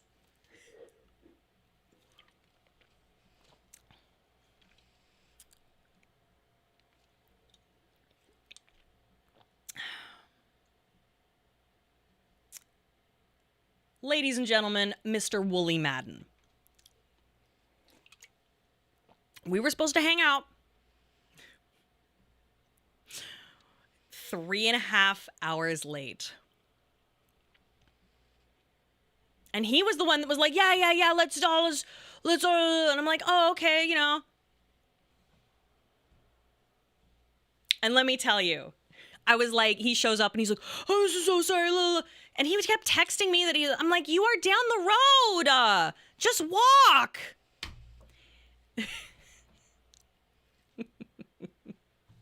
I mean, it's fine. It's funny now, but I was just like, and I kept texting Pat. I'm like, what the fuck is he doing? He's like, I don't know. It was so funny. It was so fucking funny.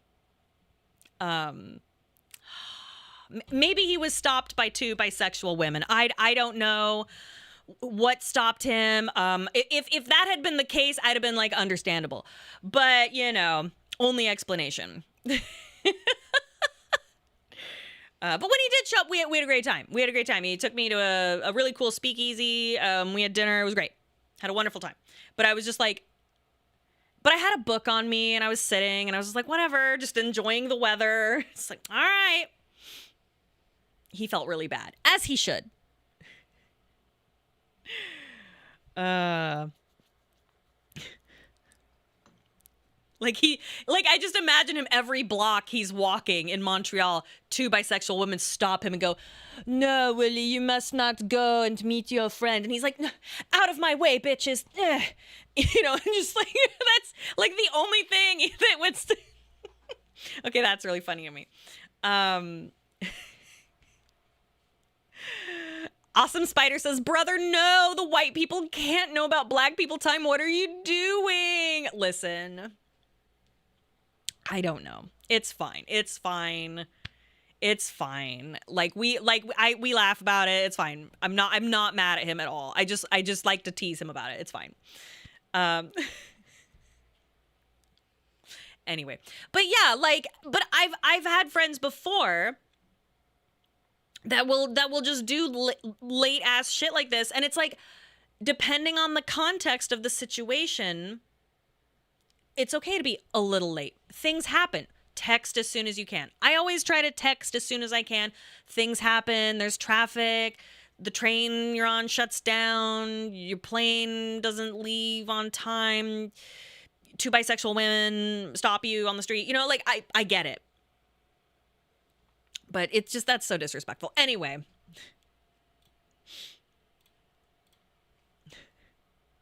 There we go. Oh, nope. There it is. Okay. Am I the asshole for uninviting my friend from a vacation because she wanted to break the rules and be cheap? Oh. Pat has said that Wooly is habitually late. Listen, ooh, ouch. Listen, he could tell you some stories. He is very, very late. Hold on. I'm trying not to touch these fucking wires down here. It's making me nuts. Okay. Am I the asshole for uninviting my friend from a vacation because she wanted to break the rules and be cheap? One of my favorite hobbies is using credit card and casino comps to get cheap trips. I have several cruise lines that I get free offers where I pay taxes and fees, usually less than $200. Oh my God, thanks, Space Pirates Odd. Thanks. Usually less than $200 for a night cruise plus 7-night cruise, plus extras like gratuities for the staff and any drink or dining packages I may want. That is pretty good. Oh, real quick. Apathier resubbed for 79 months. Beep, beep. Thank you. And Up to No Good tipped $5 and said, hey, Peach, do you know what the AITA Goss drama is? I missed your first Emmy stream, so I haven't watched them and want to see the drama.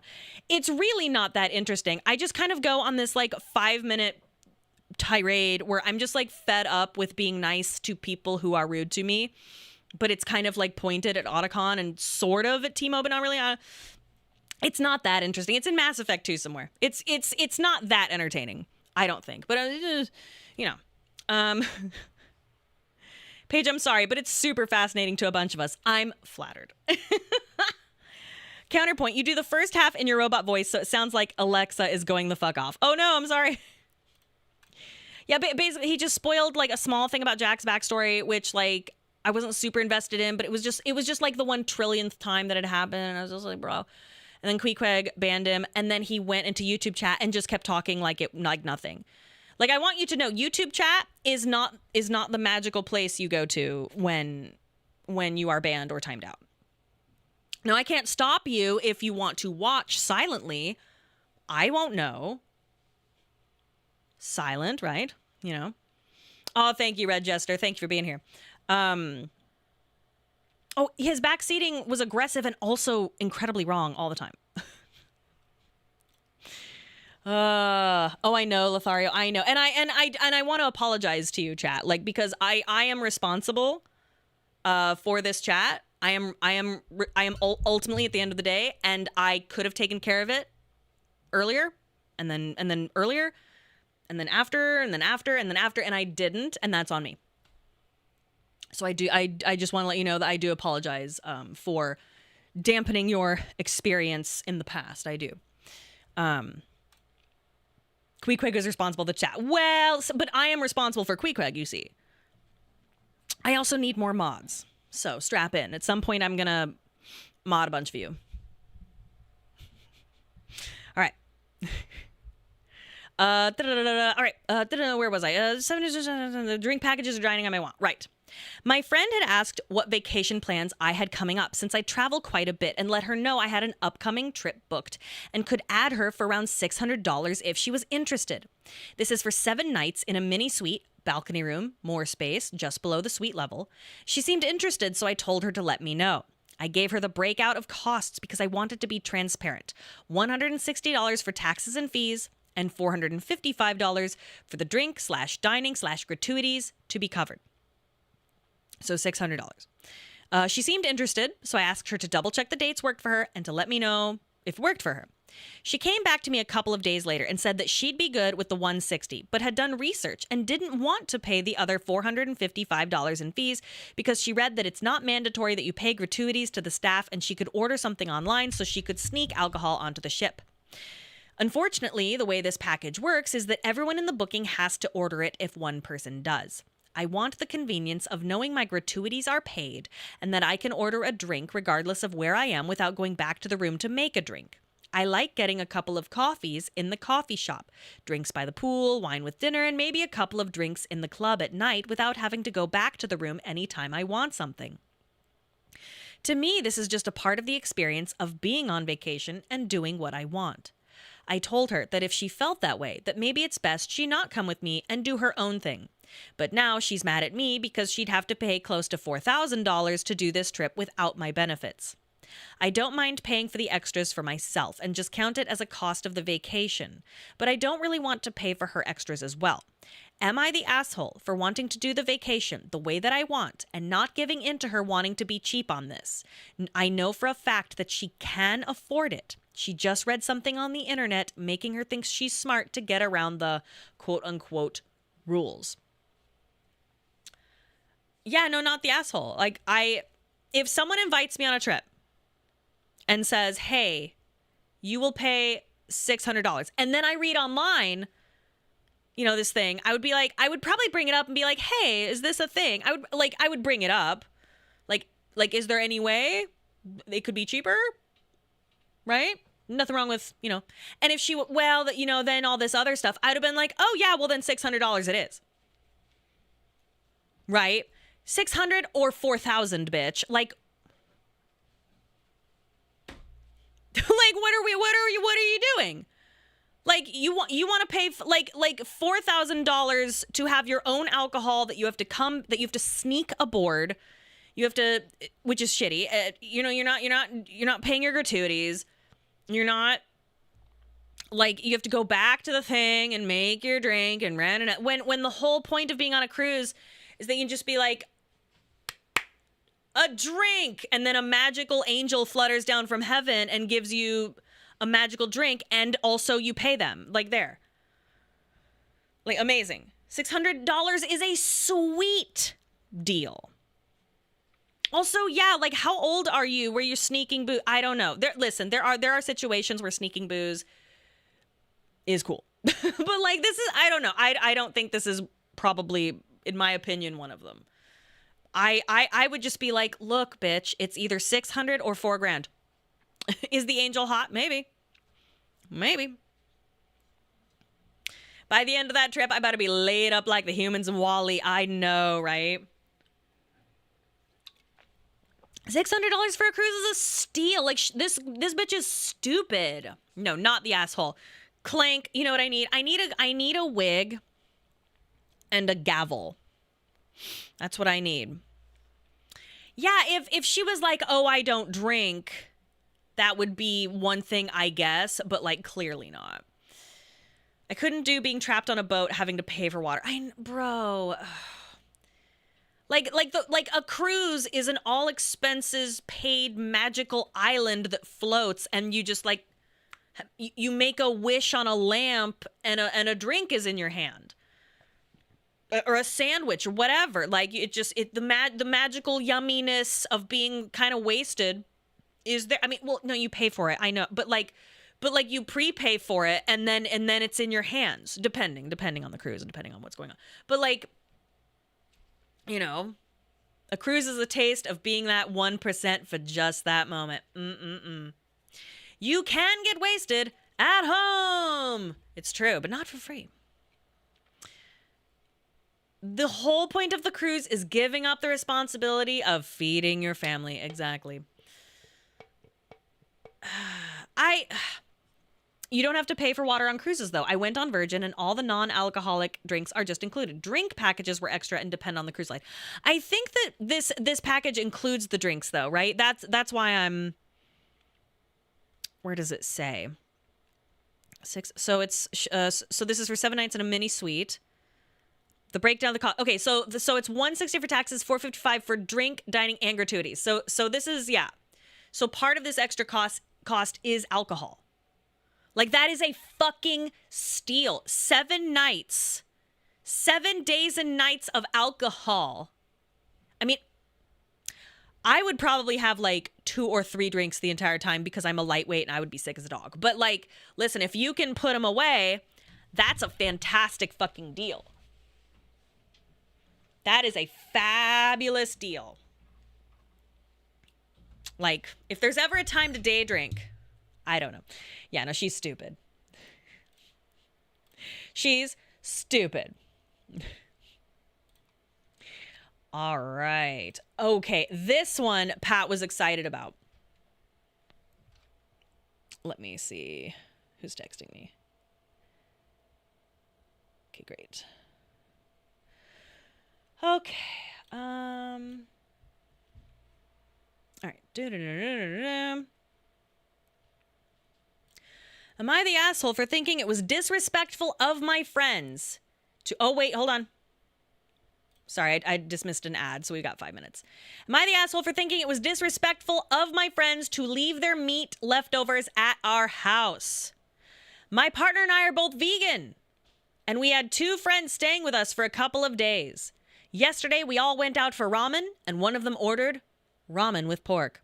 He didn't finish it, so he took the leftovers home with him and put them in our fridge.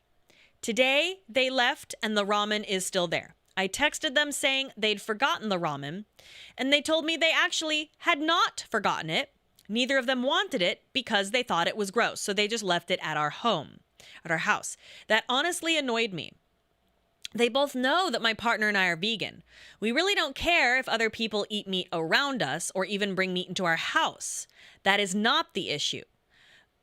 But they also know that we really don't like wasting food. If we somehow end up with animal products, we usually try to use them rather than throw them away or give them to our dog if it's something she can eat. So I asked why they would leave a pork ramen at our house when neither of them wanted it.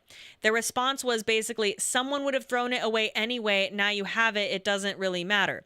And that's the part I find disrespectful. They brought the food, decided neither of them wanted it anymore, and instead of throwing it away themselves or dealing with it, they just left it with us. So now we either have to throw it away or eat something we would never normally buy or eat ourselves. I feel like if you buy something and then decide you don't want it anymore, it's your responsibility to deal with it. Leaving meat behind at the home of 2 vegans because you don't want to deal with it yourself just seems inconsiderate to me. They think I'm making a big deal out of nothing. Oh my God, scooped bagel people problems, Mr. Avery. So,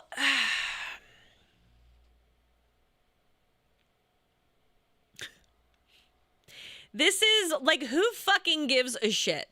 Like, When I read this title, I was like, oh.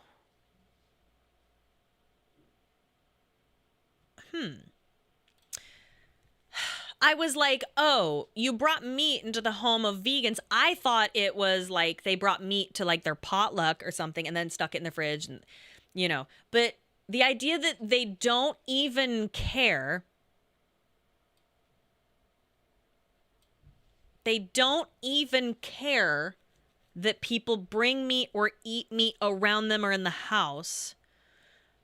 The issue is bringing home a container this big and putting it in your fridge. Just throw it away. Like, do I think it's like a little rude for them not to like to knowingly leave it in there? I think it's odd. It's strange. But I think it's strange, but I don't think it's... You shouldn't leave a huge amount of trash at someone's house. I mean, it's like this much though. Like it's ramen, right? So it's probably no more than this big of like a container, right? It's not like they left, you know, a mound of like turkey thing, right? You'd be really, you guys would be annoyed. I would be like, oh, so and so left their thing. The effort is this. Huh. Like, and then down in the garbage it goes. Like, I just wouldn't give a shit. I wouldn't be like, oh my God, you left my fucking recorded footage and picked up Paige voice dunking on some idiot. Nice. Like I've forgotten leftovers at people's houses before. Not because I didn't like, oh, it's yucky. I just forgot. And you know what? They probably like, oh, Paige left her thing. Well, it's been a couple days. Flunk. Because it doesn't fucking matter. Who gives a shit? What do you mean free maid service? You guys, okay. This is hilarious. I think it's I think it's strange that they...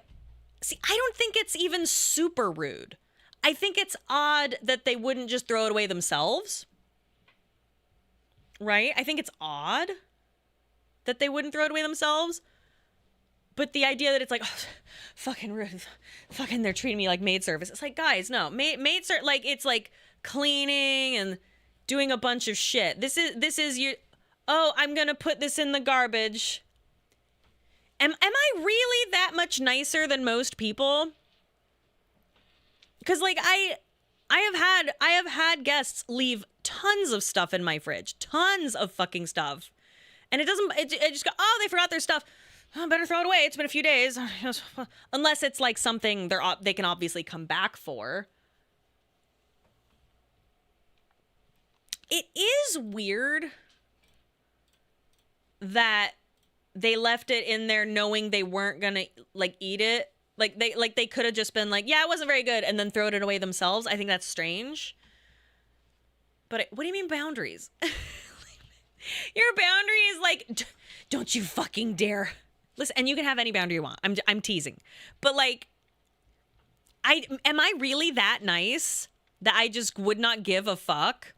It's not that rude. I wouldn't want that stuff stinking up the garbage when it could wait for garbage day. What? Just get a better garbage can. What do you mean stinking up the garbage?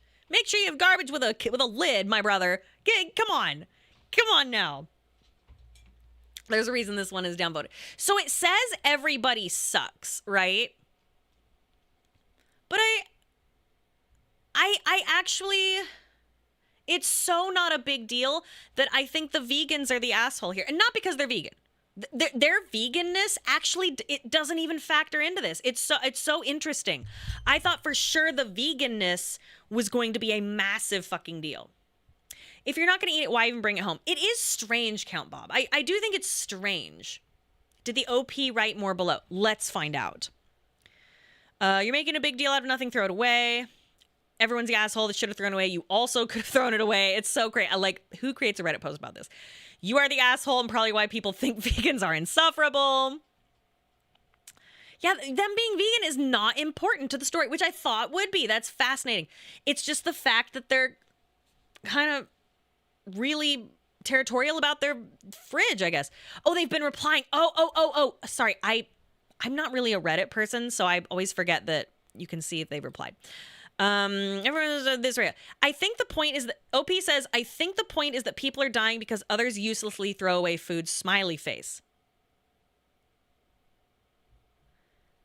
I don't throw it away. I'll eat it because that's how my mindset works. I don't like throwing away animal-based products. People die every day.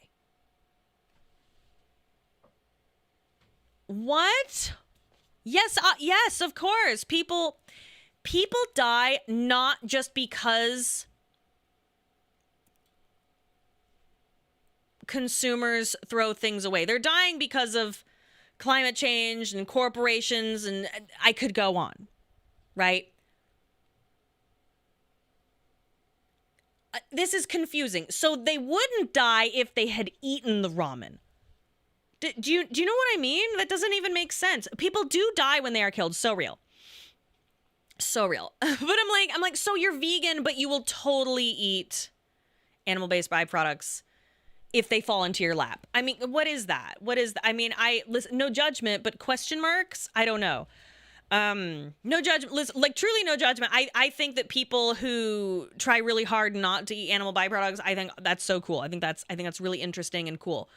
Like genuinely no shade to vegans for doing that. This is weird.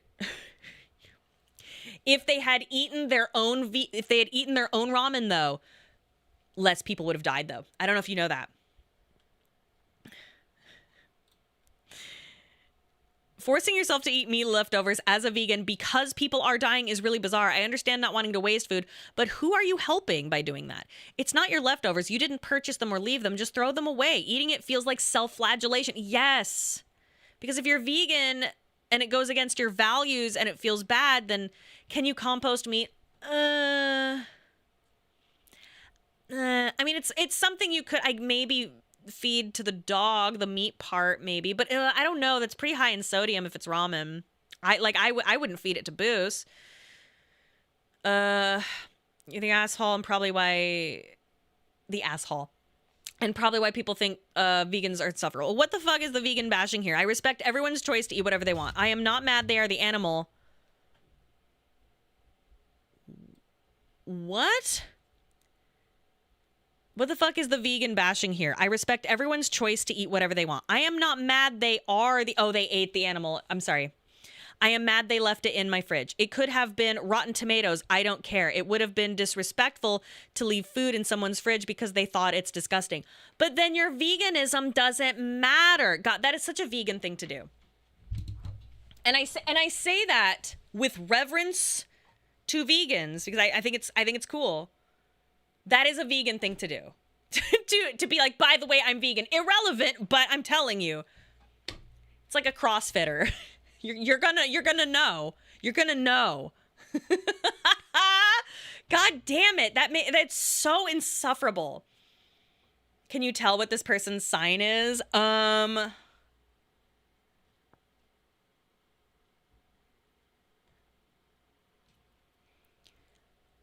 Pisces, Libra, Gemini. That is who this is. This is a Pisces, Libra, Gemini.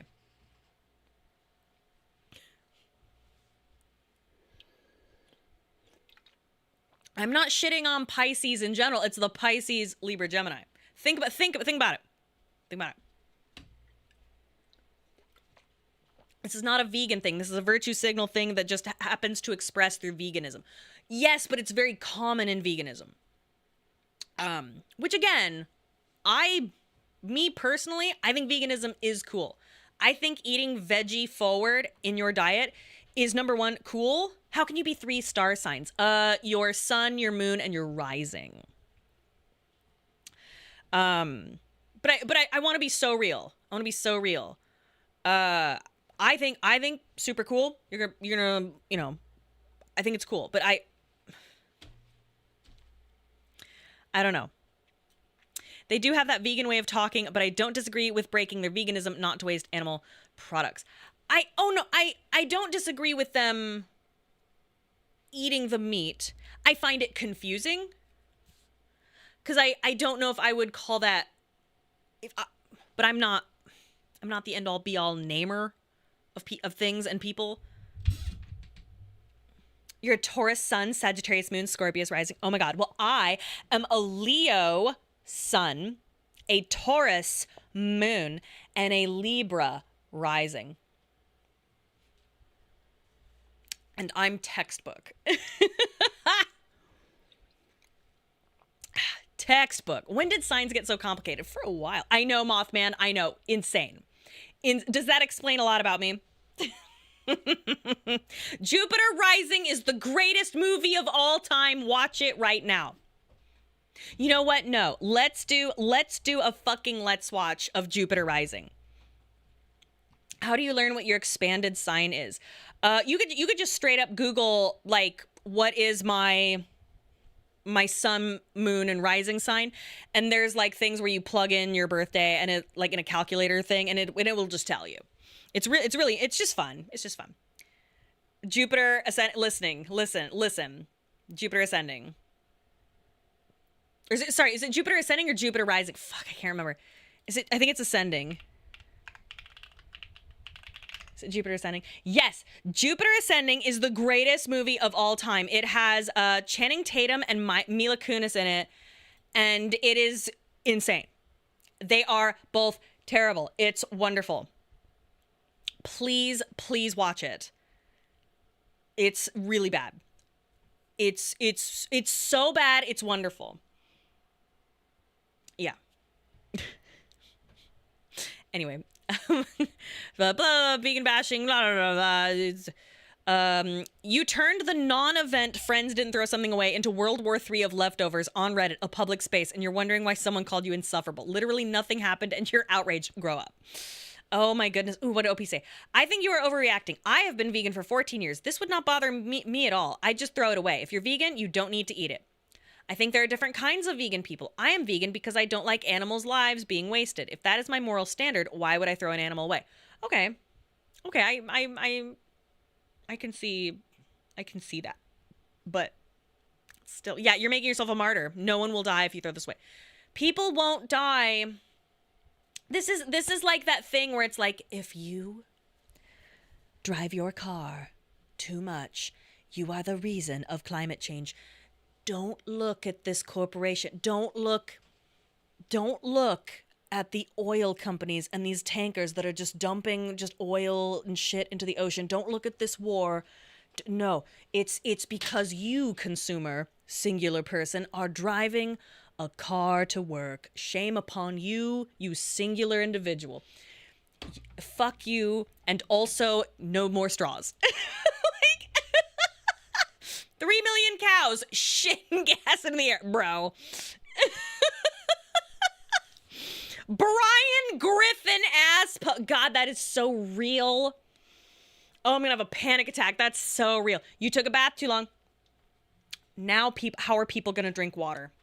No one will drink water because you filled up your bathtub and sat in it. It's too high. Fuck you. Like, now you sit there and you chew on your disintegrating straw. It makes me fucking nuts. I hate this straw shit. It's infuriating. And hasn't it been proven that it didn't save shit? Am I nuts? Wasn't there like a thing? You farted too loud. Now a baby will die. Like, I don't know. Because I can't with the straws, because it's like sorry, I feel like I'm doing a stand-up routine right now, but like really, like you've got the fucking Mint calls them the woke straws. Ugh, she's the best. That's so funny. And what's the deal with paper straw? But paper straws, I put it in my mouth, it instantly dissolves. I'm like slobbering, and I'm like it's melting, and I'm trying to like make my way down into my drink. And then remember how they used to have the metal ones? You no longer, the glass ones, you don't see those in bars anymore. This was back when they first started doing this fucking shit. And then now they have these fucking lids. Oh my God, this coffee place, this cafe that I love. Great coffee, wonderful. Vancouver has some of the best coffee in the world. And God damn it, they make these lids now. It's like a little sippy glass, and I fucking dribble all over my fucking dress all the fucking time. I have a fucking permanent coffee milk stain on my tits, on my beautiful sundresses, because this fucking shit makes me nuts, makes me fucking nuts. This flimsy ass plastic shit. God damn it. Sorry, I'm getting worked up. I'm getting worked up. Okay. Like I'm not saying anything new. Like I'm I'm boring, but like I'm so, it makes me nuts. And like straws, this is going to sound really like, okay, whatever. But straws are a disability aid. A lot of people can't do this. So just doing that is easier and better for them for a variety of reasons. And now what the fuck do they do? Right? I have a plastic straw that I have to bring around. It's way too big. It's from my Stanley. But I bring it around and I look fucking stupid drinking it out of shit, and I don't give a fuck. I don't care. because I'm always covered in fucking coffee. And it's gross. Are you saying straws are DEI? I'm going to call it the woke straws. Mint is so real. It's true. One local burger place has some fucking organic straw alternative. I'm not sure what's in them. I'm vaguely allergic, so I can't have the milkshakes anymore. You should tell them. No, you should drink it, and then if you break out in a rash, tell them, show them. They will get rid of them. Do it. Because, like, they can't have fucking shit that's going to make people break out. Maybe you're not the only one. In the future, all straws will be digital. So I'm sitting there, coffee on my titties. So real. Anyway, I'm sorry. I am a woman, and I didn't mean to yell.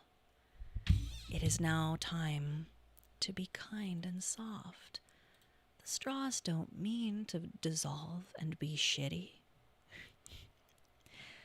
Demure. Oh wait, what was the term? Very demure, very mindful. You're gonna make me have a stroke. I'm sorry. Anyway, okay. Is there anything else here? Yeah, sorry, this makes me nuts. You're the asshole, you sound exhausting. Yeah, no, that's crazy. Okay. Submissive and breedable straws. Thanks for letting me hoot and holler. I feel like I don't get to hoot and holler anymore because I have like a son. So I always have to be like clenching my teeth, and I'm like, no, that's fine. Like if like a bunch of stuff is spilled and whatever, and then like my son looks at me like, what do you think, mother? And I'm like, what do we do when we make a mess? We clean it up. I'll get the paper towels, because you don't want to be like, a psycho. But it's like sometimes you're just like, I just want to be a bitch. I wish I could be a little bit like, fuck more often, but you can't. You can't do it.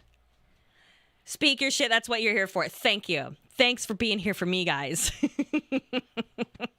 Scanning for reaction. Scan. Right, exactly. It's like every time something happens and I have to like make a, like, okay, I am going to react like a normal adult. I am emotionally regulated. It is fine. Because I don't want to give my son a fucking complex. Oh my God. I just, everything I do, I'm like, this is going to put him in therapy. He's going to look back and go, well, my mother, to his therapist, everything. Like, I'm so fucked. Oh, I was going to tell you. So he got into a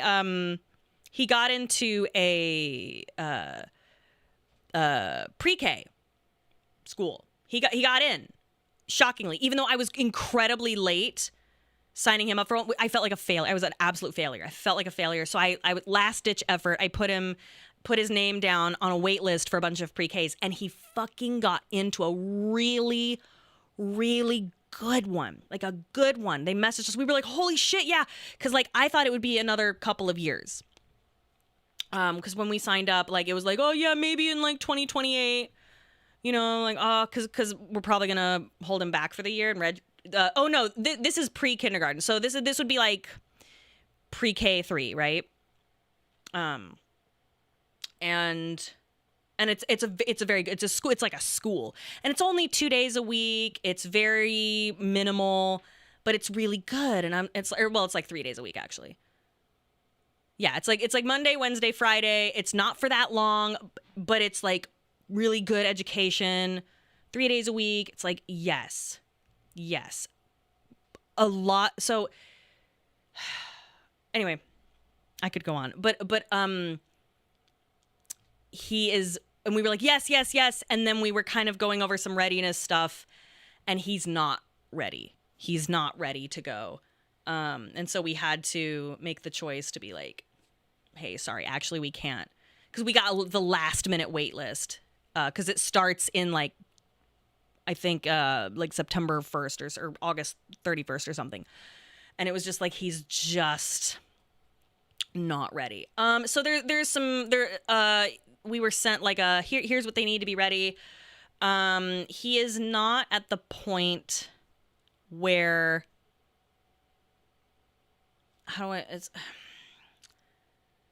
he does not like to be without me.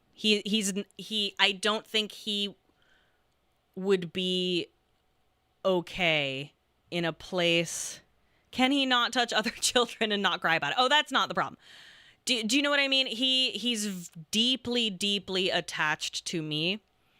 And not in the way where it's not like, oh, if you let the child go there for a couple weeks and they get used to it. Like, no. And there's a few other things that like I'm like, ooh, could we maybe get him ready in this way before, like, in what is it, like a week and a half, 2 weeks? And it's just like, I don't think so. I don't think, and I don't want to push him, and I don't want to like spend the next couple weeks like prepping him as hard as I can, and I don't want to do that to him. So we had to write them back and be like, we're so sorry. Can we still be on the wait list for next year? Because we thought it wouldn't be for another 2 years, and they were like, no, he'll just be waitlisted for next year, and he's not at the bottom or anything. And I was like, okay, great. So it's fine. But I was so mad at myself.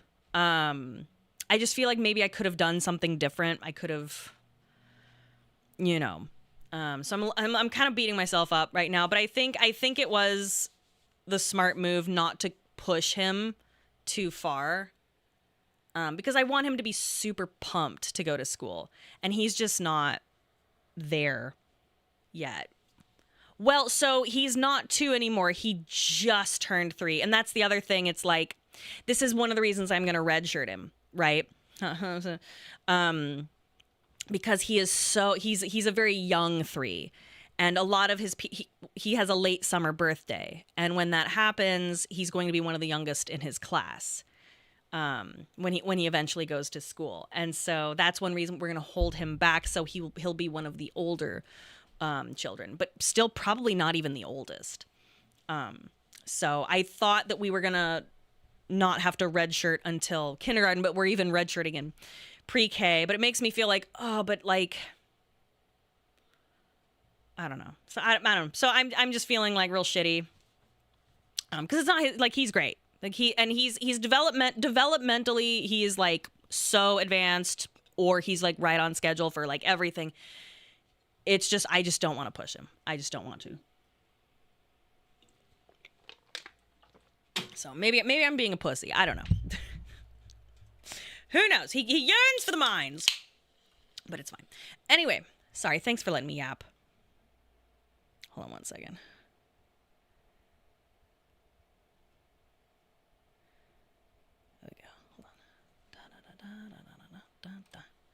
What is redshirting? So redshirting is when it's usually done most often for boys, but any child that has a usually done if you have like a summer birthday or after, depending on your state, etc. You hold them back for a year. So for instance, my child will be just 5 years old at the cutoff when school starts. And instead of that, I'm going to give him a full year to develop more attention span, even though it's pretty good for his age. Attention span, more eagerness to learn, the ability to sit still for long periods of time. And also you give your kid a red shirt so they can be prepared for when they start Starfleet Academy. Exactly. I'm a May birthday. They wanted to hold me back. Yeah, no, May I think is about when it starts. When I've seen it, usually people don't hold back like a March baby, but I see it a lot with July, August, and so forth babies.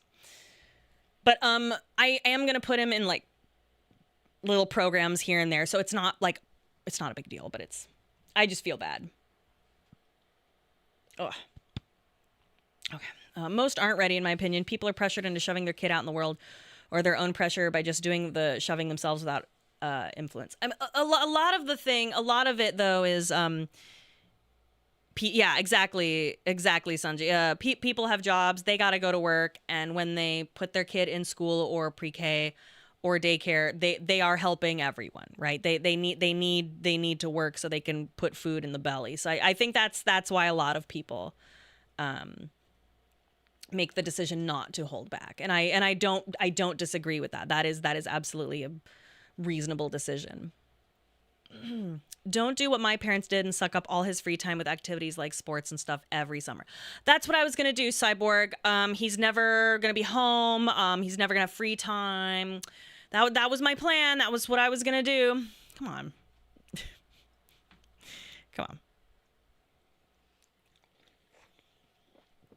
Nah.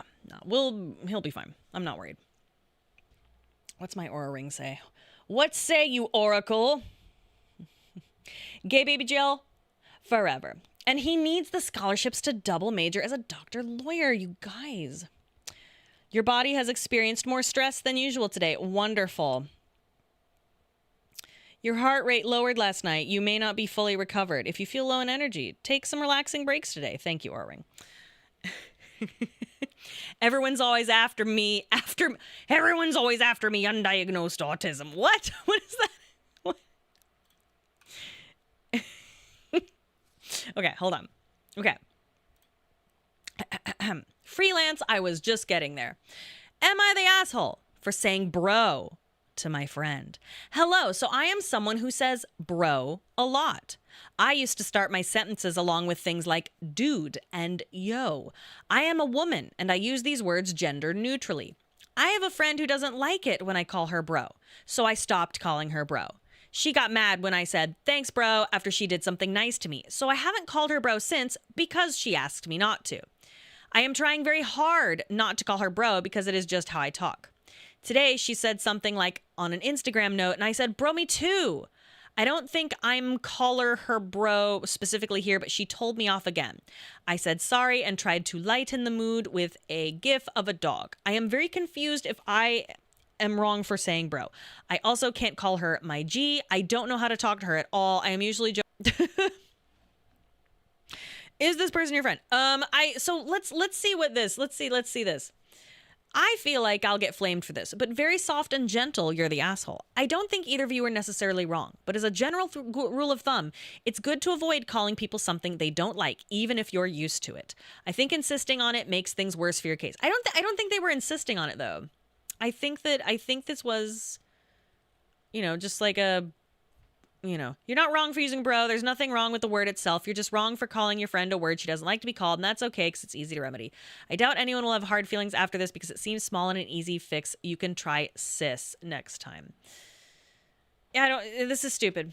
So this is, as soon as you see it's stupid, it's real. You're the asshole. Do you call your manager bro? We constantly adjust our language to those around us. You just refuse to do it for her. If you call her bro a singular time by mistake, say sorry. Go on with your day. That much happens, but don't repeat it over and over. I would call my manager bro because she is my bro. I like my boss. I don't call this friend bro because she asked me to stop. I just say it at no one in particular. Yeah, no, I don't think they did it on purpose, and I think they did try to stop. Wait, I'm confused. They didn't refuse. It seemed like a slip up. Am I confused here? Or is this just Reddit? I gotta be honest with you, I am not really on Reddit. Every now and then someone will be like, oh, there's a fun thread on Reddit, and I'll be like, oh, look. Like, I don't usually, I don't know. Why would you not be perfect always? Yeah, okay. Totally, right? We are young, but we're 18. I think I just don't get it because I could not care less what someone called me unless they were doing it to be mean. Me and some other friends literally call each other piss drinker and bum girl. They call me fart girl. Okay, yeah, these are children. Okay, whatever. Yeah, it's just not important. And, you know, try your best. Be kind. And just don't, I don't know. just don't do it. And then if you do, say sorry about that and move on. Right? I don't know. Bro, not cool. Fart girl?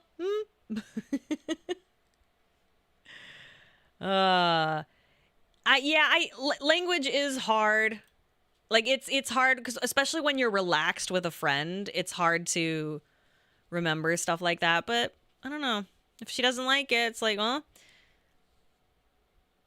maybe I don't know. Maybe they shouldn't be friends if, you know, I don't know, right? Call her girl with too many U's. There you go. Just girl.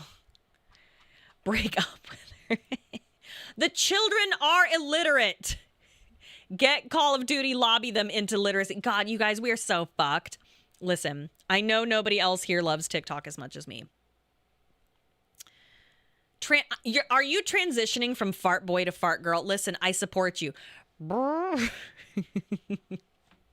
I like that. Guys, I know nobody likes TikTok as much as me here, but let me tell you, you guys need to be on teacher TikTok. We are so fucked. Our kids are illiterate. They're not teaching them grammar. They're not teaching them spelling. And it's coming from the top. It's scary. I'm scared. Like, I'm scared. Not as fucked as you think. I don't know. I don't trust TikTok for anything. Why? It's like 1 billion people. I mean, there are definitely people lying on there, but so same thing on Wikipedia and YouTube and Twitter and everywhere. But I don't know who would go on the internet and lie. Think about it. People love to lie and make money off of it. I don't know. I don't think so. It's not like they're like, hello, I'm a teacher. Let me tell you. It's like real people. Like there's this really sweet older black gentleman, and he is like bawling his eyes out. And he's like, my students are illiterate. I don't know what to do. And it was heartbreaking. It's heartbreaking. And it's not like they're like an influencer. They've got like, 50 followers. You know what I mean? It's not like a person trying to make money. It's someone getting the word out. And it's like, ugh. It's rough. It's rough out there. It's rough. My brother's a teacher. It is 100% bad. It's bad. It's bad. So part of me is like, oh, what am I going to do with Gowron? Like, I don't know. I'm scared. Anyway, let us continue. Yeah, movie teachers getting through to kids. I love those movies. To Sir with Love, underrated. Do you think teachers whose students are doing fine would post on TikTok to say things are okay? I mean, actually, you do see some teachers will come on and be like, here's my teacher outfit for the day. This is how you can dress appropriately, but still fashionable. And then they'll like show fun things where they're doing like a teacher thing, but you can't see the kids, but you can hear them. And like, you do see happy things, right? And they get no views. No, they get plenty of views. Like there's teachers who come up with like cool and interesting songs to teach children. There's teachers who come up with like really amazing outfits that look great. Yeah, no, they absolutely get views. What are you talking about? Like I like, what are we doing? Are we having an anecdotal off? Let's go. Our teachers is not filled with actual good teachers. That is true. It is true though. That is true. Like you wouldn't. It's like a Yelp review, right? It better be the most amazing meal of your life or the worst. You know what I mean? Not too many middle of the roads. That is true. We have too many quote unquote educated but intelligent people getting into education. I know, and now with AI, oof, I don't know. Anyway, I'm not saying anything interesting or new. Hold on. They're on Reddit instead of teaching. True. But even back when I was in school, I remember like seeing this horrible teacher just like browsing, like, I don't even remember what it was, but I think it was like eBay. I think it was eBay. It was eBay. So it's like, it's not just Reddit. It's also just like fucking eBay. God, she loved eBay. She was on that thing all the time. Anyway, am I the asshole for not eating the meal my brother cooked? So I, 17-year-old female, am quite a picky eater. It's pretty well known. I am not big on specifically most meats. My brother, 19 male, recently got into cooking. Oh my God, fish skeleton, that's terrible. Yeah, no, my mom worked with some stuff like that. Yeah, no, and yeah, I hear you. My brother, 19 male, recently got into cooking. This is because my mom has been nagging him to do more around the house. He graduated high school last year, and all he has done is work part-time while living at home. He doesn't do most chores he is asked. My mom always complains about begging him to do dishes. He doesn't pay rent. The nagging from my mom led him to deciding to contribute to the household food-wise. Originally, he would just buy groceries that my mom can use to cook her usual meals, but recently has been getting into cooking himself. It started with him just cooking his own food. However, 2 weeks ago, he decided to cook dinner for the family. This is when the issue started. He decided to make hamburgers. The meat I dislike the most is hamburger meat. I just think it's gross, no matter how well it's seasoned. Well, I wasn't aware he was cooking, let alone it was hamburgers. I had just gotten home from being out with friends and went straight into the shower. I take pretty long showers, talking 45 minutes to an hour. I think I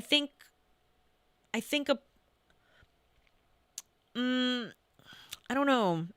Doesn't seem good.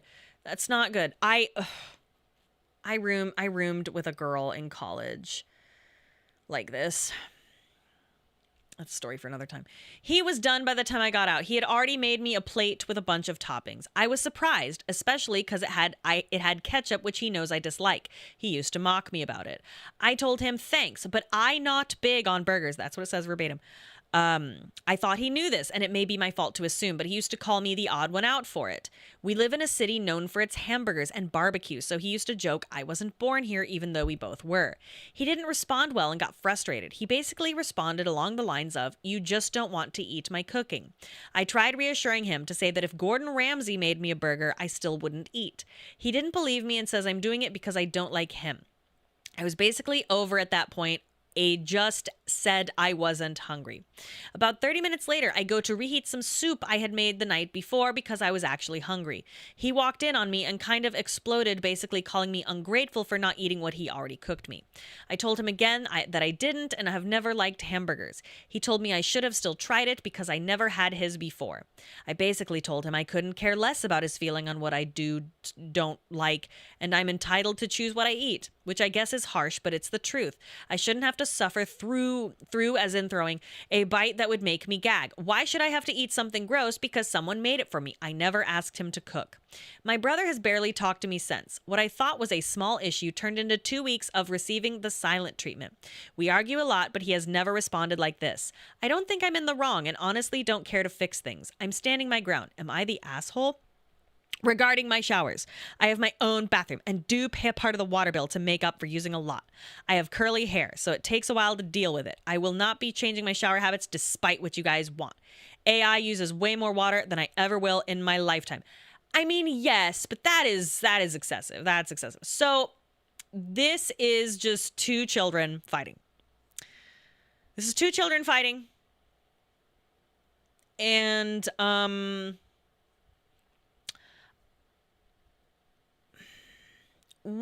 here's the thing, he needs to learn, and this is not his fault. He is learning.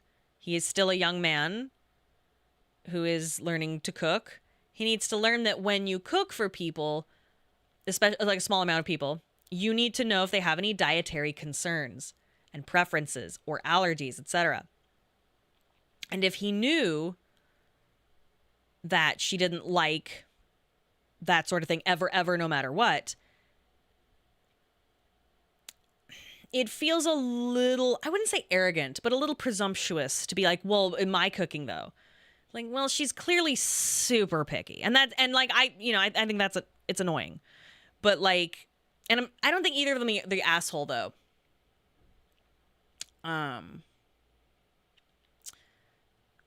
Cause like if I'm cooking for I cook for my family with Pat. On certain dishes, I do not season them quite as much as I would for myself because he doesn't like it too seasoned. I've kind of turned him around on it a bit, but like there's just certain things he doesn't like. And I do that for him so that he will eat it and enjoy it. If I put too much lemon or salt it the way I would salt it for myself, he won't eat it. And that's fine. Like I get it. And so I think he just needs to learn to do that and be like, okay, well, what do you eat? Oh, you like this kind of soup. Then I'll just start making this kind of soup. I don't know. Whatever. They're kids. Boring. Boring. Ooh, what's this one?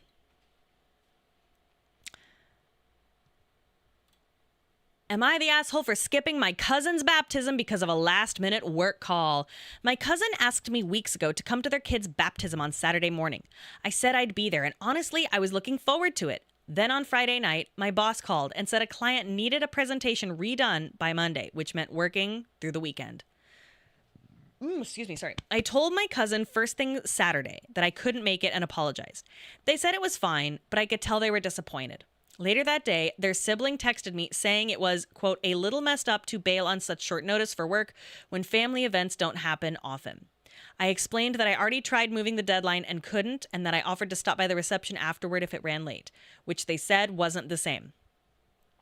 They felt I should have just said no to my boss and shown up for my family. I still feel bad about missing it, but turning down the work would have put my team in a tough spot. I'm not sure if I handled it the right way or if I should have found a solution. Oh my God, who gives a fucking shit?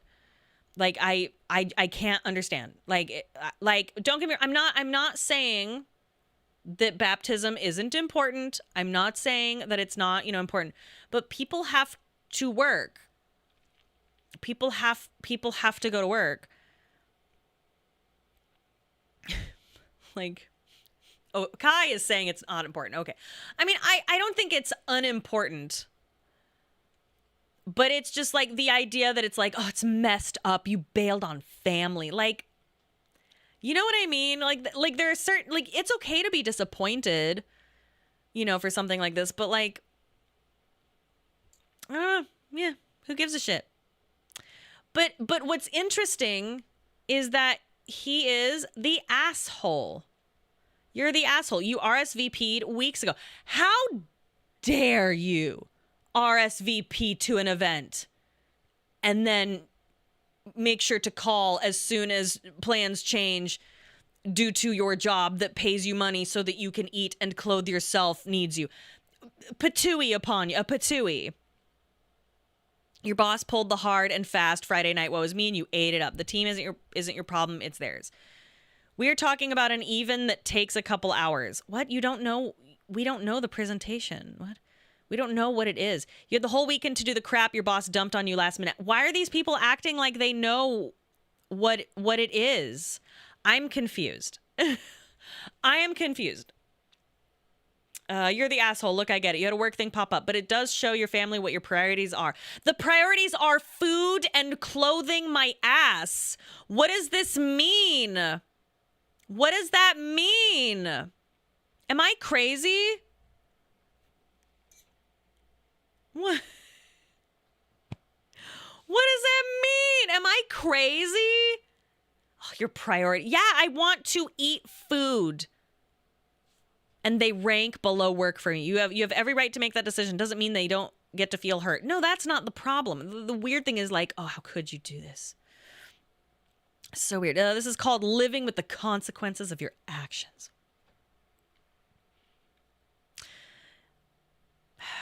I mean, it's totally okay to be disappointed, but people have to like eat food and shit, not to get fired.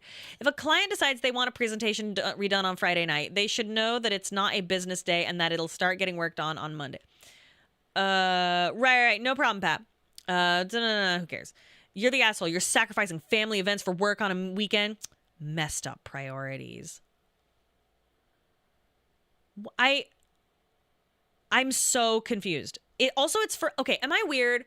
It's for a fucking cousin. If it was for my sibling, it would be like much more important. But like, am I weird? Oh my God, my cousin. Oh my God, my fucking aunt's daughter. I gotta be there for my aunt's daughter. Who? What the fuck? No, Cyborg. No. Families cannot be close. Impossible. Cyborg, you are so contrarian. Everything I say, you're like, but this, oh, but that, don't do the, I know you're there for your cousin, Cyborg, I can tell. It's fine. It's fine. It's okay. You can be there for your fucking cousins. Jesus. I'm just saying it would, like, if it was like my sibling, I'd be like, well, that is a little more important. But like your cousin, it's just like, and also it's not even your cousin. It's now your cousin once removed is getting baptized. Pat says, you're a white Catholic, Paige. Your people don't care about cousins. Same with my people, the Wasps. Oh, my cousin baptized her baby a couple months back, and I didn't even know she was Catholic till she posted. Oh, goodness gracious. Oh, that's funny. Better use vacation. Listen, you better use your vacation hours, because this baby has to go in this water. Aren't Catholics into forgiveness? Listen, well, we don't know if this is a Catholic situation. There's lots of ways. Well, actually, wait, no. Wait, no, it is Catholic, because babies specifically are baptized, whereas things like Baptists specifically don't baptize babies. They have to be like of a certain age, right? Is that the case? So this is Catholic, or more likely to be Catholic. Catholics are Christians, so you could just say Christian. I'm well aware, King Gwendolyn. I'm specifying Catholic because I'm curious. Catholics and born again Christians. Oh, so they do like little babies. Okay. A dip at a baby. A dip at a baby. I know. I'm sorry, but wait. What do you mean? Not really. What do you mean not really? No, I didn't say not really. Are we talking to each other? They're talking to chat. Oh, okay. I'm sorry. It's moving fast. Reading is hard. I don't know. Well, basically anyone who like, listen, it's pretty clear. Anybody who follows Christ is a Christian of some sort. Catholic is just one of the things within that umbrella. The pair of anguish. With a pair of anguish? You're talking to chat. Okay, I don't fucking know what's happening. Southern Baptists would disagree. But why? Isn't one who follows Christ a Christian by the name of the Oh, the pair of anguish is the pair Sephiroth wanted to give you. I see.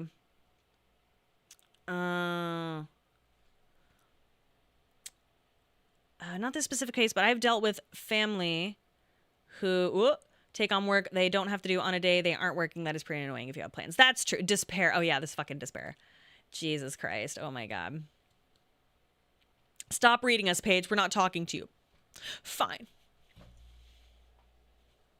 Also, I feel really bad to YouTube VOD watchers. I don't have Twitch chat up here. That's my bad. I'm sorry. I should have put it like over there and I didn't. I apologize. My bad.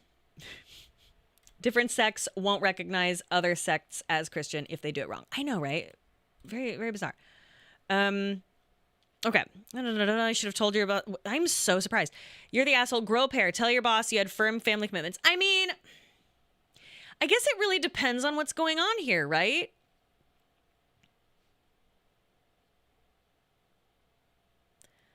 I mean, it depends on what's going on. Yeah, do these people have jobs? I don't wish to be disrespectful, but I don't know. Oh, by the way, Corn the Lefty subscribed. Thank you. I missed a few people. I'm sorry. Corn the Lefty subscribed. Thank you. And Kai tipped $6 hairs. Thank you. Make Pat fill out the CoStar app and look at your joint compatibility report. Oh my God, don't tell anyone, but I did when we met. Like when we met, I was like, I am going to find out. Like, don't even get me started. Been there, done that. These Reddit comments feel to me these are deeply religious people who find this borderline sacrilegious. Yeah, this is just really... Yeah, am I the only one getting a holier than thou vibe from these posts? Yes, I'm really surprised. Although I get you didn't mean it to be family is important too. You're the asshole, and yes, learn to say no to your boss. This kind of really depends on... Cyborg says, I have seen about going into work late and explain it to my boss, to be honest. The boss could have been understanding. Yes. Hold on. Let us research. Let us look through the sacred texts. Friday night, my boss called, said a client needed a presentation done by Monday, which meant working through the weekend. So that's all we have. It doesn't say that he tried to be like, please no, or well, my family... And maybe the boss was like, oh, you really need it, bruh. You know, we don't know. We have no idea. We have no idea. And we don't know what their job is, what position it is. Maybe it's super important. Maybe it's their ass on the line or some account. Could be overtime pay. That's also true. When you die, your job will replace you by week's end, if not at day's end. Just remember that. Yeah? And your uncle could rape you. I mean, yeah, anything can happen. You could get into a car accident. Lightning could strike. Just remember that. Yes, all of that. All of that. Like, no, family. It's so Kai says it's not that important of an event. Yes and no. I do understand to some people it's important, right? Like there are things to me that are really important that I know logically are not important that are important to me. Like my birthday is very important to me. It's not important to other people, their birthday. Pat hates his birthday. He doesn't think his birthday is very important. But my birthday to me is very important. Other people's birthday is important to me. And so, you know, but I wouldn't be mad if someone was like, I'm so sorry. I have a really big work thing I have to do. You know, so I can't come to your whatever that bunch of other people are coming to. Like if you were like my only friend coming to my little tiny birthday party and you didn't show, I'd be like, okay, I'm pretty sad. Will your cousin's family put you up on their couch if you lose your job? Good question. For a distinctly Catholic family, it's sort of important. Yeah, no, it is. The baptism is kind of a thing. He said he tried moving the deadline and was denied. Oh, thank you, Sci-Fi Brony. I didn't see that. Where was that? Where was that? Oh, I explained I already tried moving the deadline. Okay, so he did. Okay, so he did. Thank you, Sci-Fi. That didn't register with me. Well, then what the fuck? Just say no. Okay, I'll get fired. Yeah, no, this is bullshit. What is going on with these comments? This is craziness. The boss sucks for not sticking up for their workers and bending over for a client. You suck for not saying no to your boss and solidifying the expectation of your workplace that workers should have no rights. Your cousin and the priest suck for baptizing someone who is not of the age of consent. Children are not Christians or any other religion. They're just, okay, they're just being weird. Okay. Isn't that just when a priest pours water on a kid's head? Yeah, it is. Yeah, okay. I get like, what is happening? Did he just got this guy a scab? Like, what is happening? Whatever. I can't. Sometimes, yeah, wave runners, it's so real. Sometimes people do like their jobs. Like me and you guys. I love you. Up to no good, tipped $5. Hey, Peach, do you know what VODs... Oh, wait, no, I'm so sorry. I'm sorry. I don't know how to read. The Wave Runners donated $5. Thank you. I was on the last ever public ride of Fast and Furious Supercharged last weekend. That's cool. I know a thing or two about family. Maybe his job is his family. Oh my God, you were? That's so cool. I got to see Cats close on Broadway back in 2001, August 11th, 2001. Crazy. I loved Cats. I still love Cats. I don't think I saw the final show, but I saw like one of the absolute final shows. It was cool. I could not have stopped it. No. You bastard. And a very sad man, 69, subscribe. Thank you. I saw Spam a lot when Tim Curry was playing Arthur. Oh, fuck. I'm so jealous. I can't have anything. That's so cool. Anyway, that's so cool.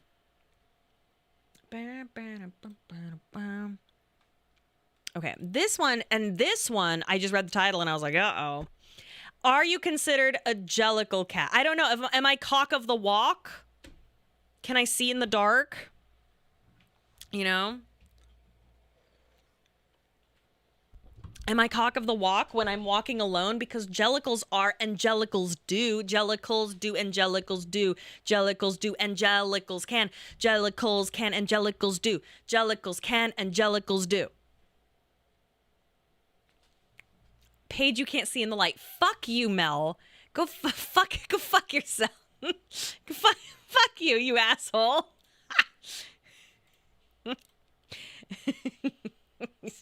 That's so funny. You prick.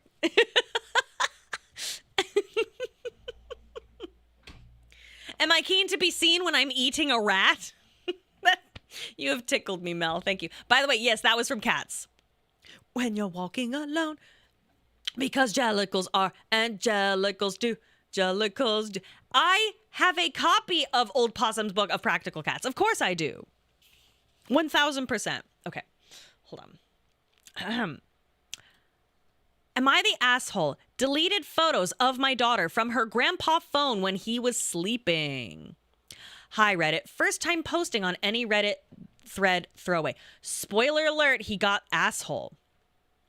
Am I the asshole for secretly deleting photos my father-in-law took of me and my daughter sitting on a wide swing near the lake we were staying for vacation? Some context.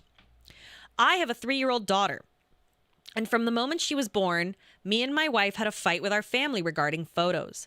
Our parents, siblings, all seem to share the same values regarding making and sharing photos, which roughly equates to let's make as many photos as possible, share all of them amongst us, extended family and friends, and the internet.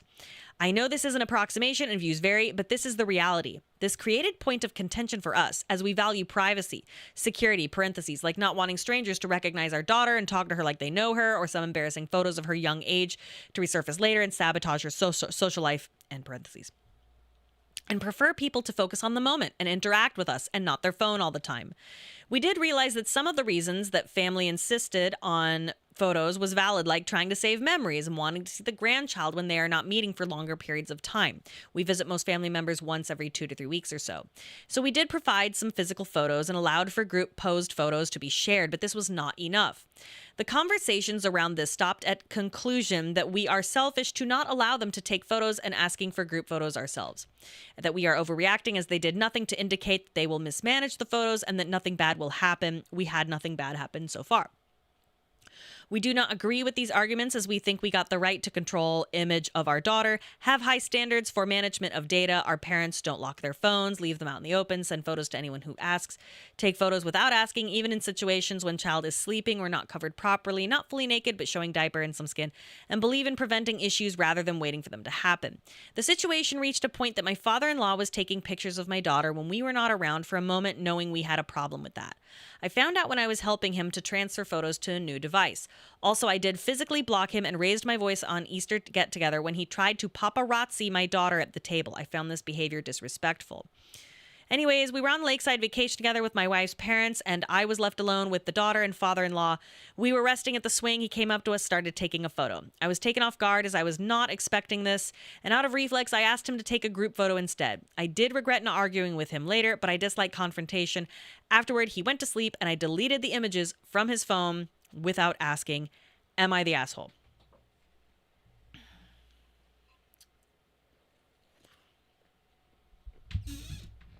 So, this is relevant to my interests. I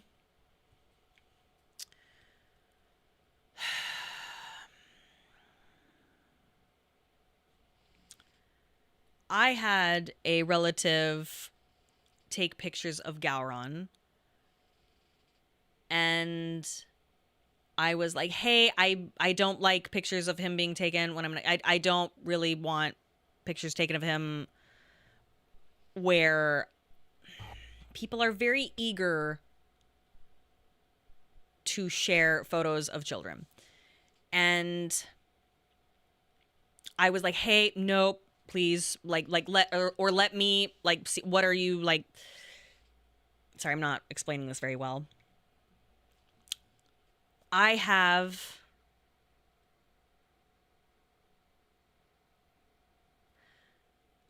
experience dealing with a pedophile in my life.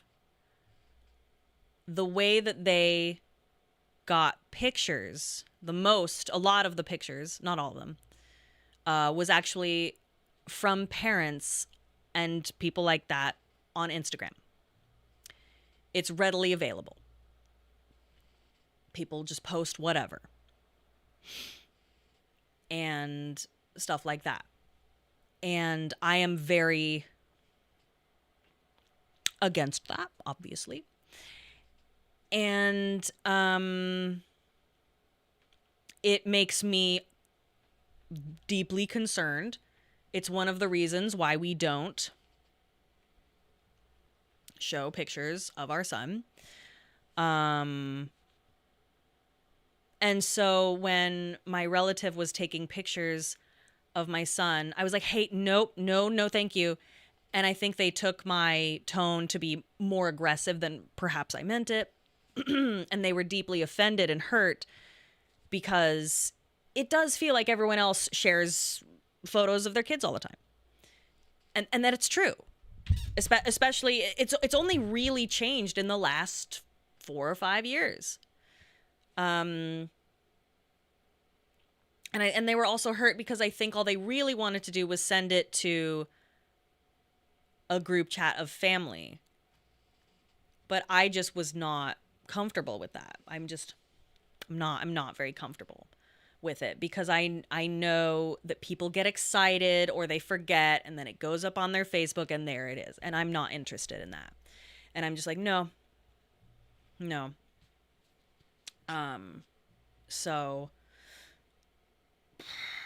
but that is a me thing, because of my experience and because of what I know, because of what I've seen. So that's very much a me thing. I when I see kids on Instagram and Facebook, my friends' kids, I'm like, oh, they're so cute.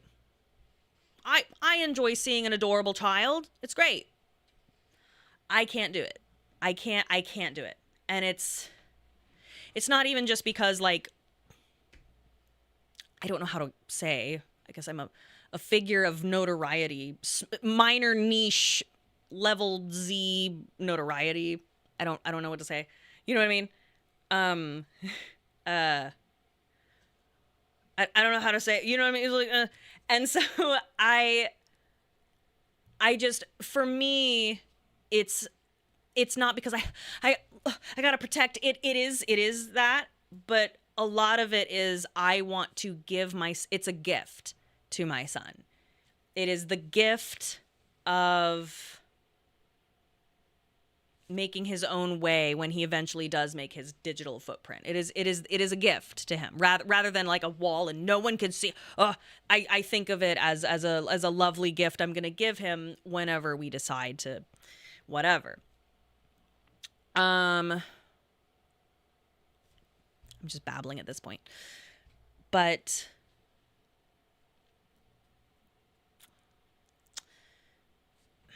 it's hard. It's hard because, like, people get excited and they want to show it on Facebook or whatever.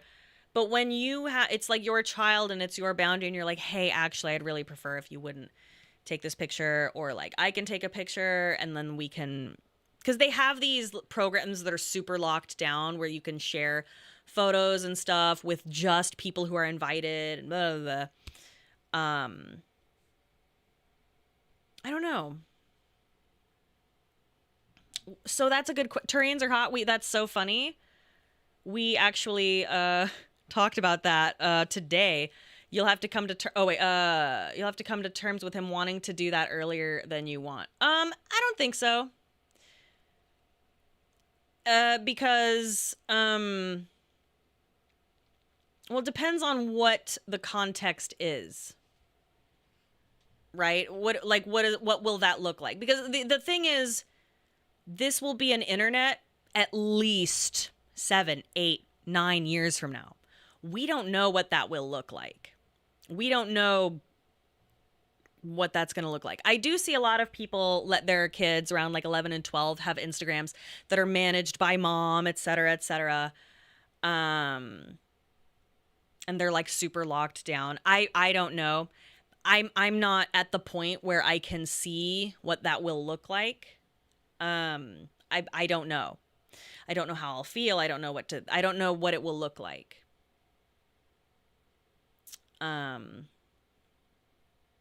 Which is really interesting to think about. And it's I don't know. I feel like he's not going to be super, I have no idea. I have no idea what it'll be like. But a thought I had is I don't know how interested he will be in social media if he doesn't have a phone and he has access to any fucking game in the world he could want within reason. Right? And like, I would be more than thrilled and happy to host video game nights where all of his friends come over and we have pizza nights and blah-de-doo, and I will really foster that kind of environment. Because social media is also just really bad. I'm so grateful that I didn't get a Facebook until the month I turned 18. You know what I mean? Thank God. Oh, excuse me.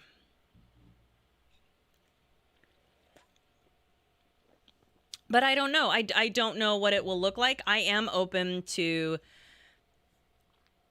adapting. But I don't know. But yeah, so Dingalo says people should respect boundaries about opening someone else's phone and going through their photos without knowing them is just shitty. So I do feel uncomfortable with this person going through someone's phone. I don't really think that's I don't know how to feel about that. That makes me uncomfortable to do that over something like this.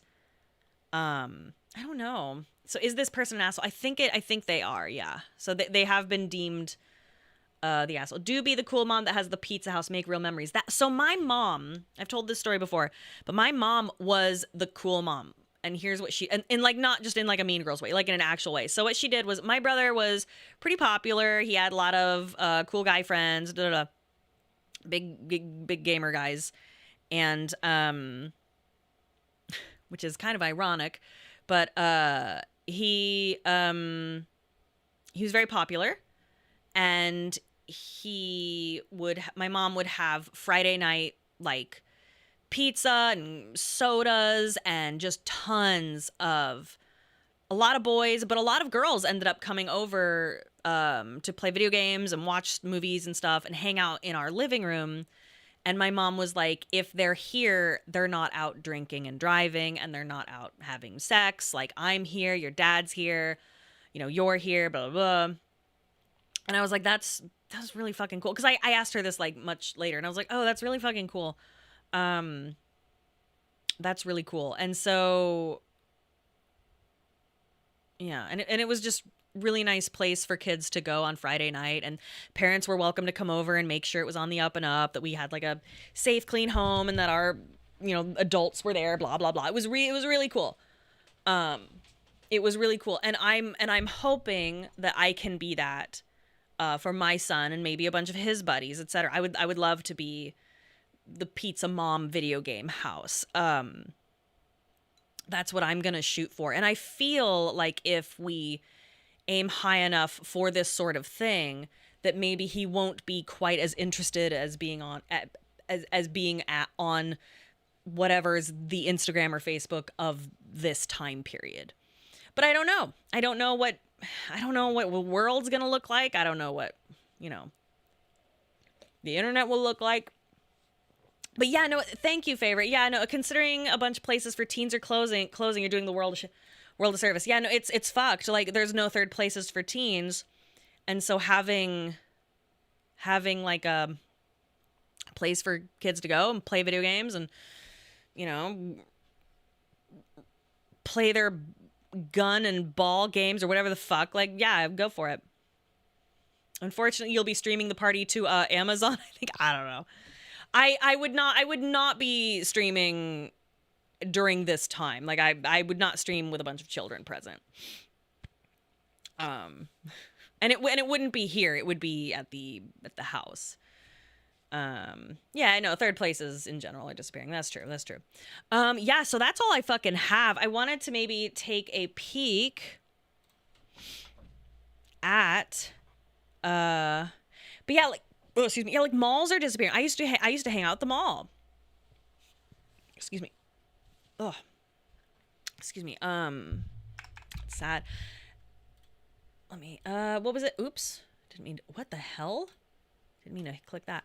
What was I doing? Oh yeah, Reddit. So what was it? Girl dinner diaries. Oh my god. Okay, let me find a couple of these. Oh no. Oh, some of these are good. Oh shit. Okay, some of these are good. Everyone will agree this guy is the asshole, but it's funny. Oh, that's a video. I don't want to do video right now, but hold on to that. I would like to do that later. Hold on. So this shit is amazing. What the fuck? Hold on here. Okay. So I'm gathering for you. Here we go. Let's do hot. Okay, it's the same bullshit. Oh god. Okay. So I haven't looked at these. I've just looked at the titles. Okay. So what this is, it's girl dinner diaries. Post your unhinged meals, relationship spirals, late night thoughts, soft moments, braggy moments, messy moments. So it's like, I'll just show you. What am I doing? Okay. Mother was not kind to me on our trip for my brain surgery. Preparing Arias. I, 36-year-old female, have trigeminal neuralgia and have gotten multiple brain surgeries for it. I fly out of state for the surgeries, and the surgeon insists on me bringing a family member. Oh my god, there's meat left in a vegan's fridge. That's what it is. Good. That's funny, Hikigan. And the surgeon insists on bringing a family member. My mom is the only person available because I am divorced. My sister is heavily pregnant, and my mom separated my sister and I from our extended family. During the trip, she continuously told me that I needed to lower my standards and find a partner so they can take me to my surgery. She said it's pathetic that I haven't found a partner and that I don't have kids and that I'm almost 40 and still partying with my friends. She told me that I used to have more power than my sister, but now my sister has more power than me because she's married and pregnant. Power? By the way, she was saying this in the doctor's office waiting room with everyone around us. She's also very MAGA, Karen-like, and racist. She kept criticizing our Uber drivers in a passive-aggressive way. In the doctor's office waiting room, she said, "Remember you told me how these Mexicans get pregnant early at 15, 16. By the way, I never said that, and people were staring at us. My sister and I diagnosed her with borderline personality disorder and high narcissism, to say the least. Also, I have a PhD in space science. I own my own home, a great career, and a wonderful community of friends. I love the life I have. Yes, I love a loving partner, and my mom knows I tried dating until it just felt too much for me. I did try to have a baby via IVF, which failed. I had to pay $20,000 out of pocket, and my mom told me, of course it didn't work, because I didn't do it the natural way, and it was a huge waste of money. But I really needed to do the IVF to bring me peace. Anyway, this is just a rant. I've dealt with her abuse all my life. It was way worse when I was younger, under her control. If anyone has similar stories, they are welcome here." So this one, it's not as... I think kitchen cells might be better. I don't know. I'll show you what I mean. Yeah, that sucks. I think some of these are going to be more like just like horrible rants of horrible stories, which is also interesting. But kitchen cells is crazy. Oh, but this one, we gotta do this one. Boyfriend has whole other girlfriend. We're meeting tomorrow. Tonight's girl dinner is beef and rice because I need real food after the week I've had. I do have a complaint. This is not fucking girl dinner. That is a dinner. That is just dinner. I hate when people call things the thing that it is not. That is just dinner. That is just a delicious meal. A delicious meal, and it looks lovely, ma'am. But like, Jesus Christ, God, that makes me mad. That's just dinner. So I found out 4 days ago that my boyfriend of 3 years has another girlfriend. Not a talking stage, not a situationship, a whole entire girlfriend with matching phone cases and everything. How I found out is almost embarrassing. I left his iPad at my place. A FaceTime call came in from a contact saved as a heart emoji. I answered because I thought it was maybe his mom or something. It was not his mom. It was a very confused woman who said, "Who are you?" And I said, "Who are you?" And that's how I met Jessica. Wow, it's always a Jessica. Instead of screaming at each other, we actually ended up talking for like 2 hours. Turns out he's been telling her he works late on the nights he's with me and telling me he's at the gym on the nights he's with her. This man built an entire second life. Neither of us have told him we know yet. Jessica and I have been texting nonstop since Tuesday, and we are meeting for coffee tomorrow to compare notes and figure out how we want to handle this. She's honestly really cool, and I'm low-key mad he's the reason we met. Anyway, cheers to the absolute audacity of men. This beef and rice is hitting different tonight. So it's not crazy that they would actually become really good friends because he probably has a type. It would not be crazy. It would not be crazy. I'm gonna look up kitchen cells because these are it's not bad. It's just kind of like, you know. Da-na-na-na-na-na, kitchen cells, yes. I just think the titles are also funnier. With kitchen cells. Hold on, let me gather.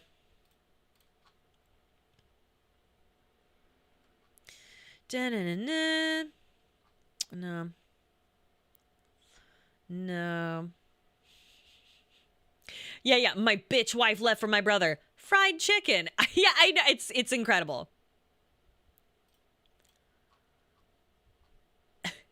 Yes, some of these I'm like, goodness. Let's see. Da-da-da-da.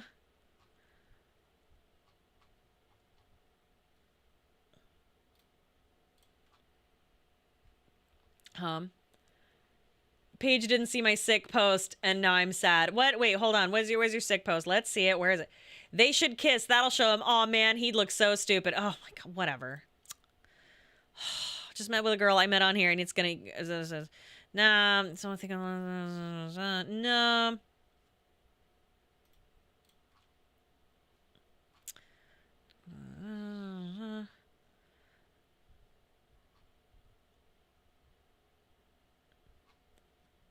Da-da-da.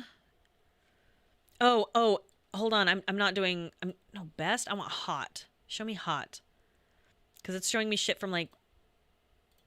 No.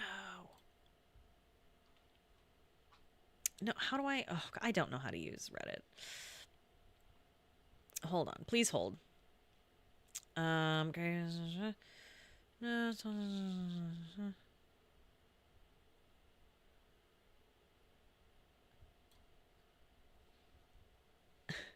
What? No.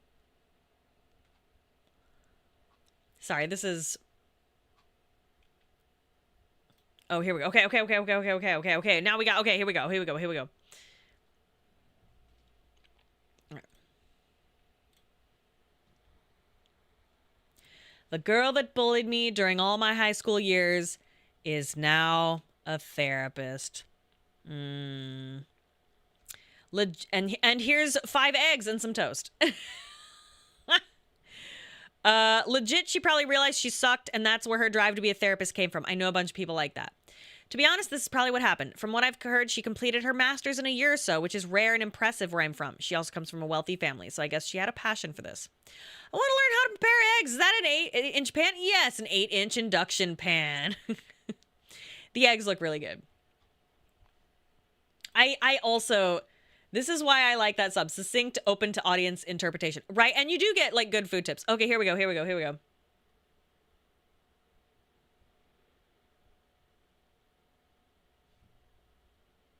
Oh, no, never mind. That one's not real. Okay, here we go. This one. I was wrong. Women are nice and wholesome. Billions must spread love and happiness. Garlic bread. Well, that's wholesome. Go to Kitchen Chads. I feel like this sub needed that. Peak bread. That looks delicious. Good. The garlic bread of hope. Cholesterol through the roof. Heart growing 3 times the size. Beautiful. Beautiful. Now it's making me hungry. What's this one? I imagine a gentle femdom petting me, saying that I am loved. When I say I am ugly, she scolds me and comforts me, says I need to be confident because I am loved and that she'll always be there for me no matter what, and hugs me as a big spoon. That thought is so lovely. Chocolate cake! Chocolate cake! Does it make you feel glad? No way! I have a twin. You can't LARP the LARPer. Oh boy.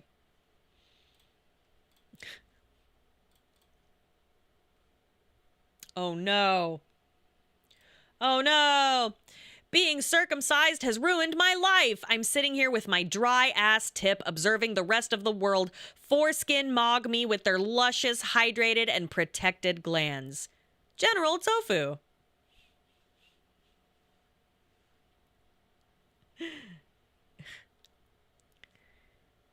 Foreskin ain't all that, bro. Sucks you didn't get the choice, though. Steroid Chud OP says, my glands will never know the soft, tender embrace of foreskin. They will never know what it's like to be held with no ulterior motive, no agenda. Also, if I masturbate too furiously and I irritate the tip, it rubs against my underwear when I walk and it's uncomfortable. Touches his circumcision scar. I'm sorry I wasn't there to protect you. That's beautiful.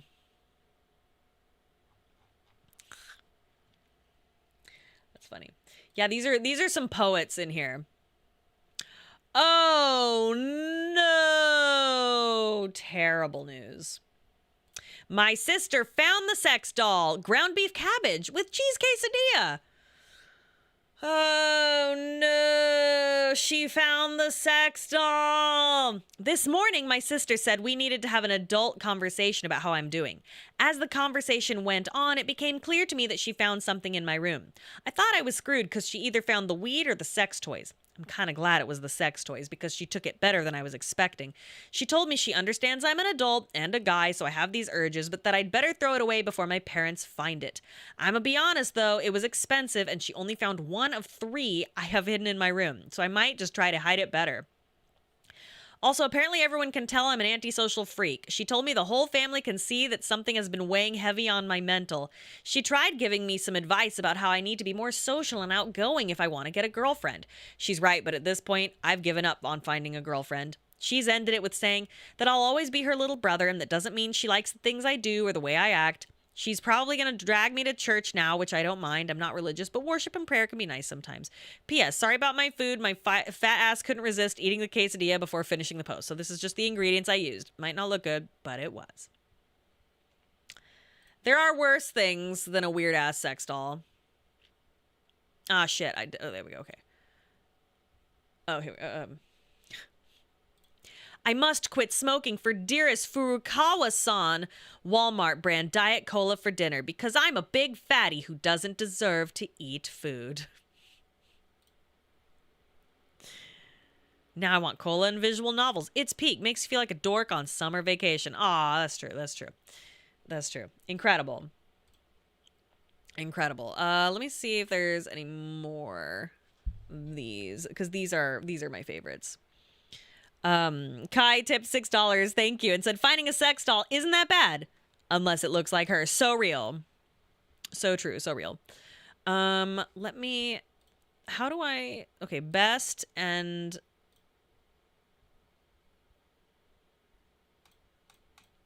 oh, there we go. Da-na-na-na-na-na.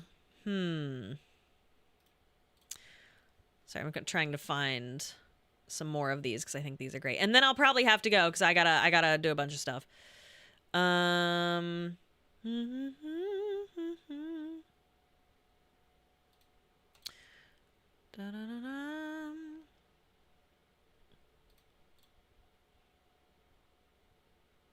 Masculine brute.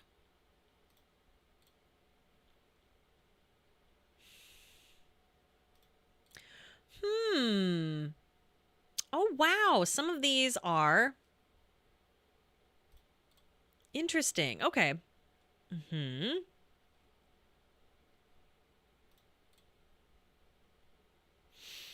Okay.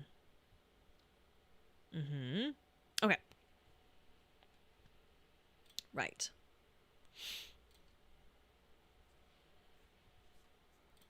Women are genuinely so beautiful. I just wish they weren't so evil in real life. Lasagna. Good looking lasagna.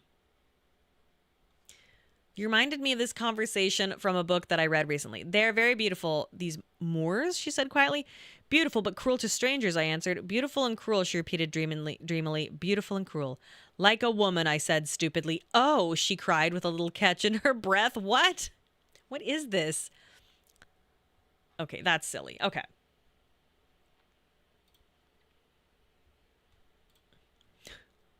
Oh, it's an old term for a North African? Oh, really? Oh. Huh. It never began, and that's not okay.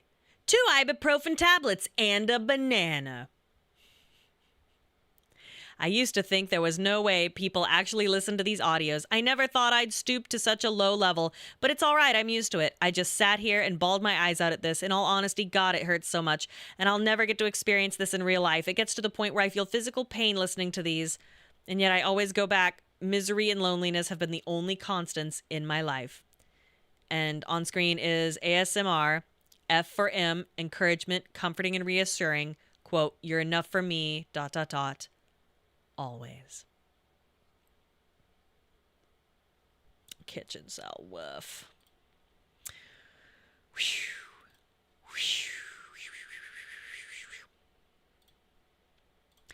I jacked off to myself dressed as a woman. Burger with fries.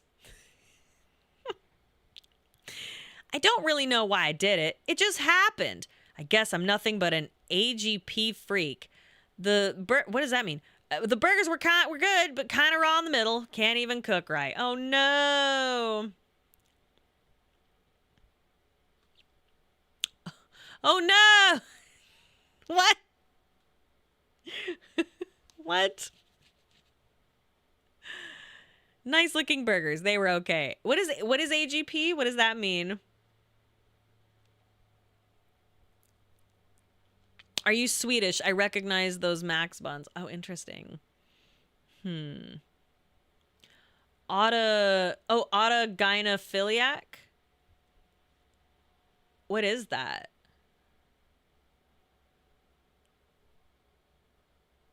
What? I've been masturbating and then opening the camera app right as I'm about to come to Pavlov myself into liking how my face looks. Beef stew. Wow. That is incredible. Okay. Right. Beef stew. Mmm. Mmm.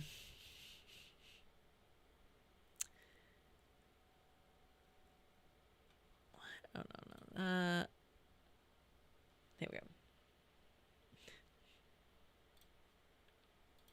I'm 26 and the only girls I talk to are in Valorant Discord server. Haven't had a meaningful interaction since sophomore year. Olive Garden takeout. That doesn't look like Olive Garden takeout.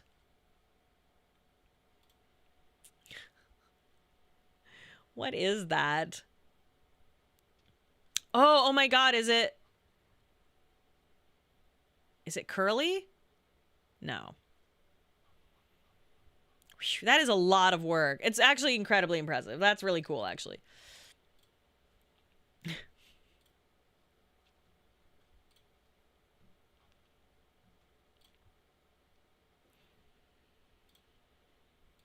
I rub my belly and pretend to be pregnant.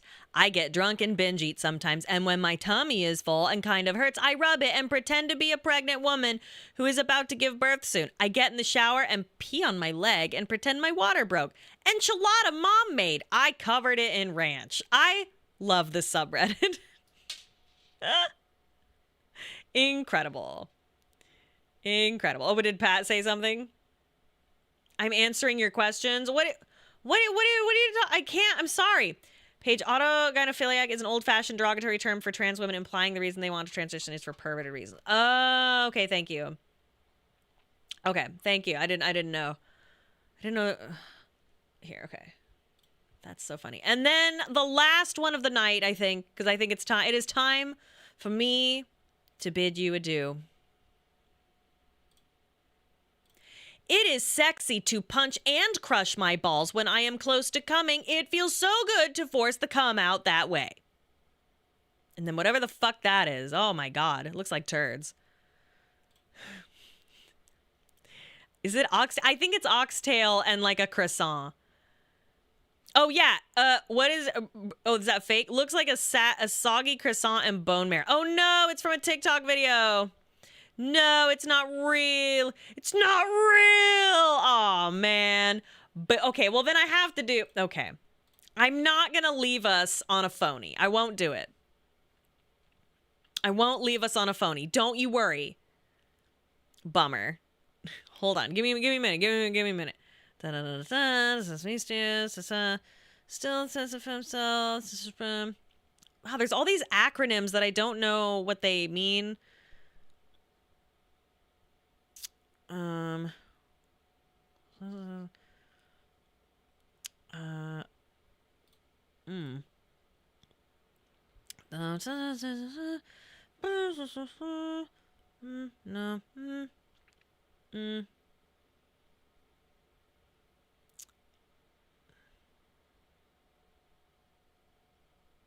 What?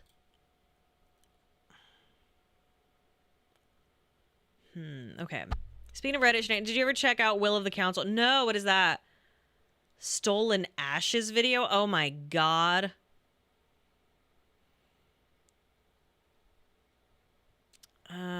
Oh man.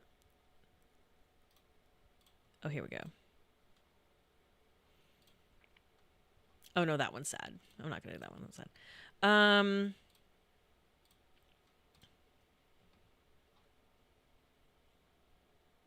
Here we go. All right, two more. Ready? I masturbated to the silhouette of the woman across from my apartment. I have no friends. My coworkers despise me. I haven't held a woman's hand and I am 27. Pumpkin banana chocolate chip bread. It looks delicious.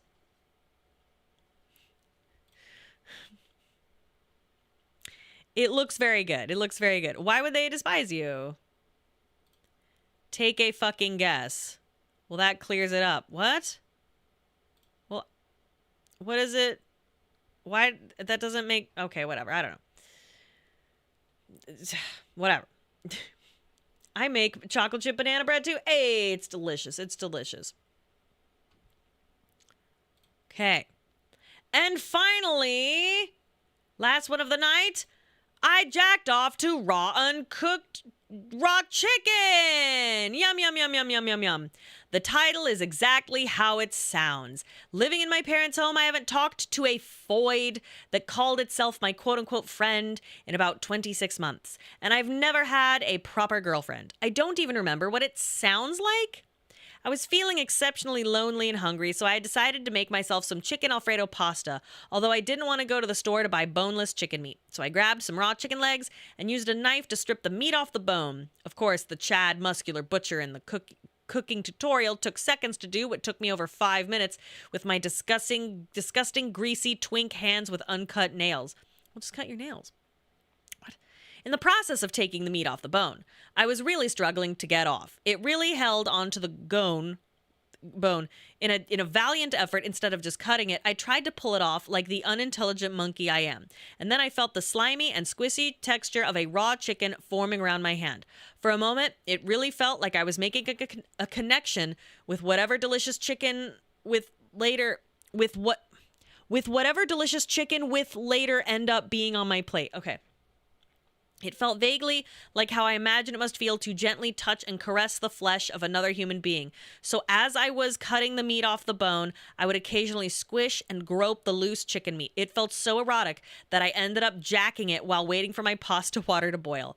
I didn't even need lube as my hands were already wet and bloody enough. Only after that did I wash my hands. The pasta was delicious, but the weight of my sin will forever taint taste of whatever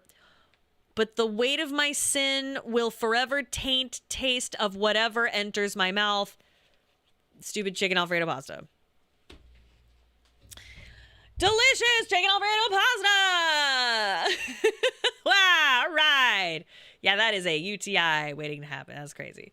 I shivered from knowing these people exist. 10 out of 10. Faith through story. Oh, crazy. Okay, great. Wonderful. Incredible. Wonderful magic.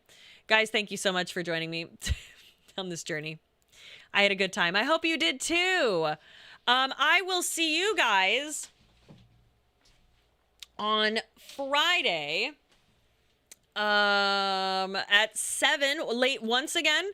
I will be playing with Hina Bobina, Mint Costella, and Ecto. I am very, very excited. We are going to be doing Outlast. That is 7 o'clock p.m. Pacific here at Peach Saliva. If you would like to know exactly when I go live for the other times, for Saturday and Sunday, please click the heart that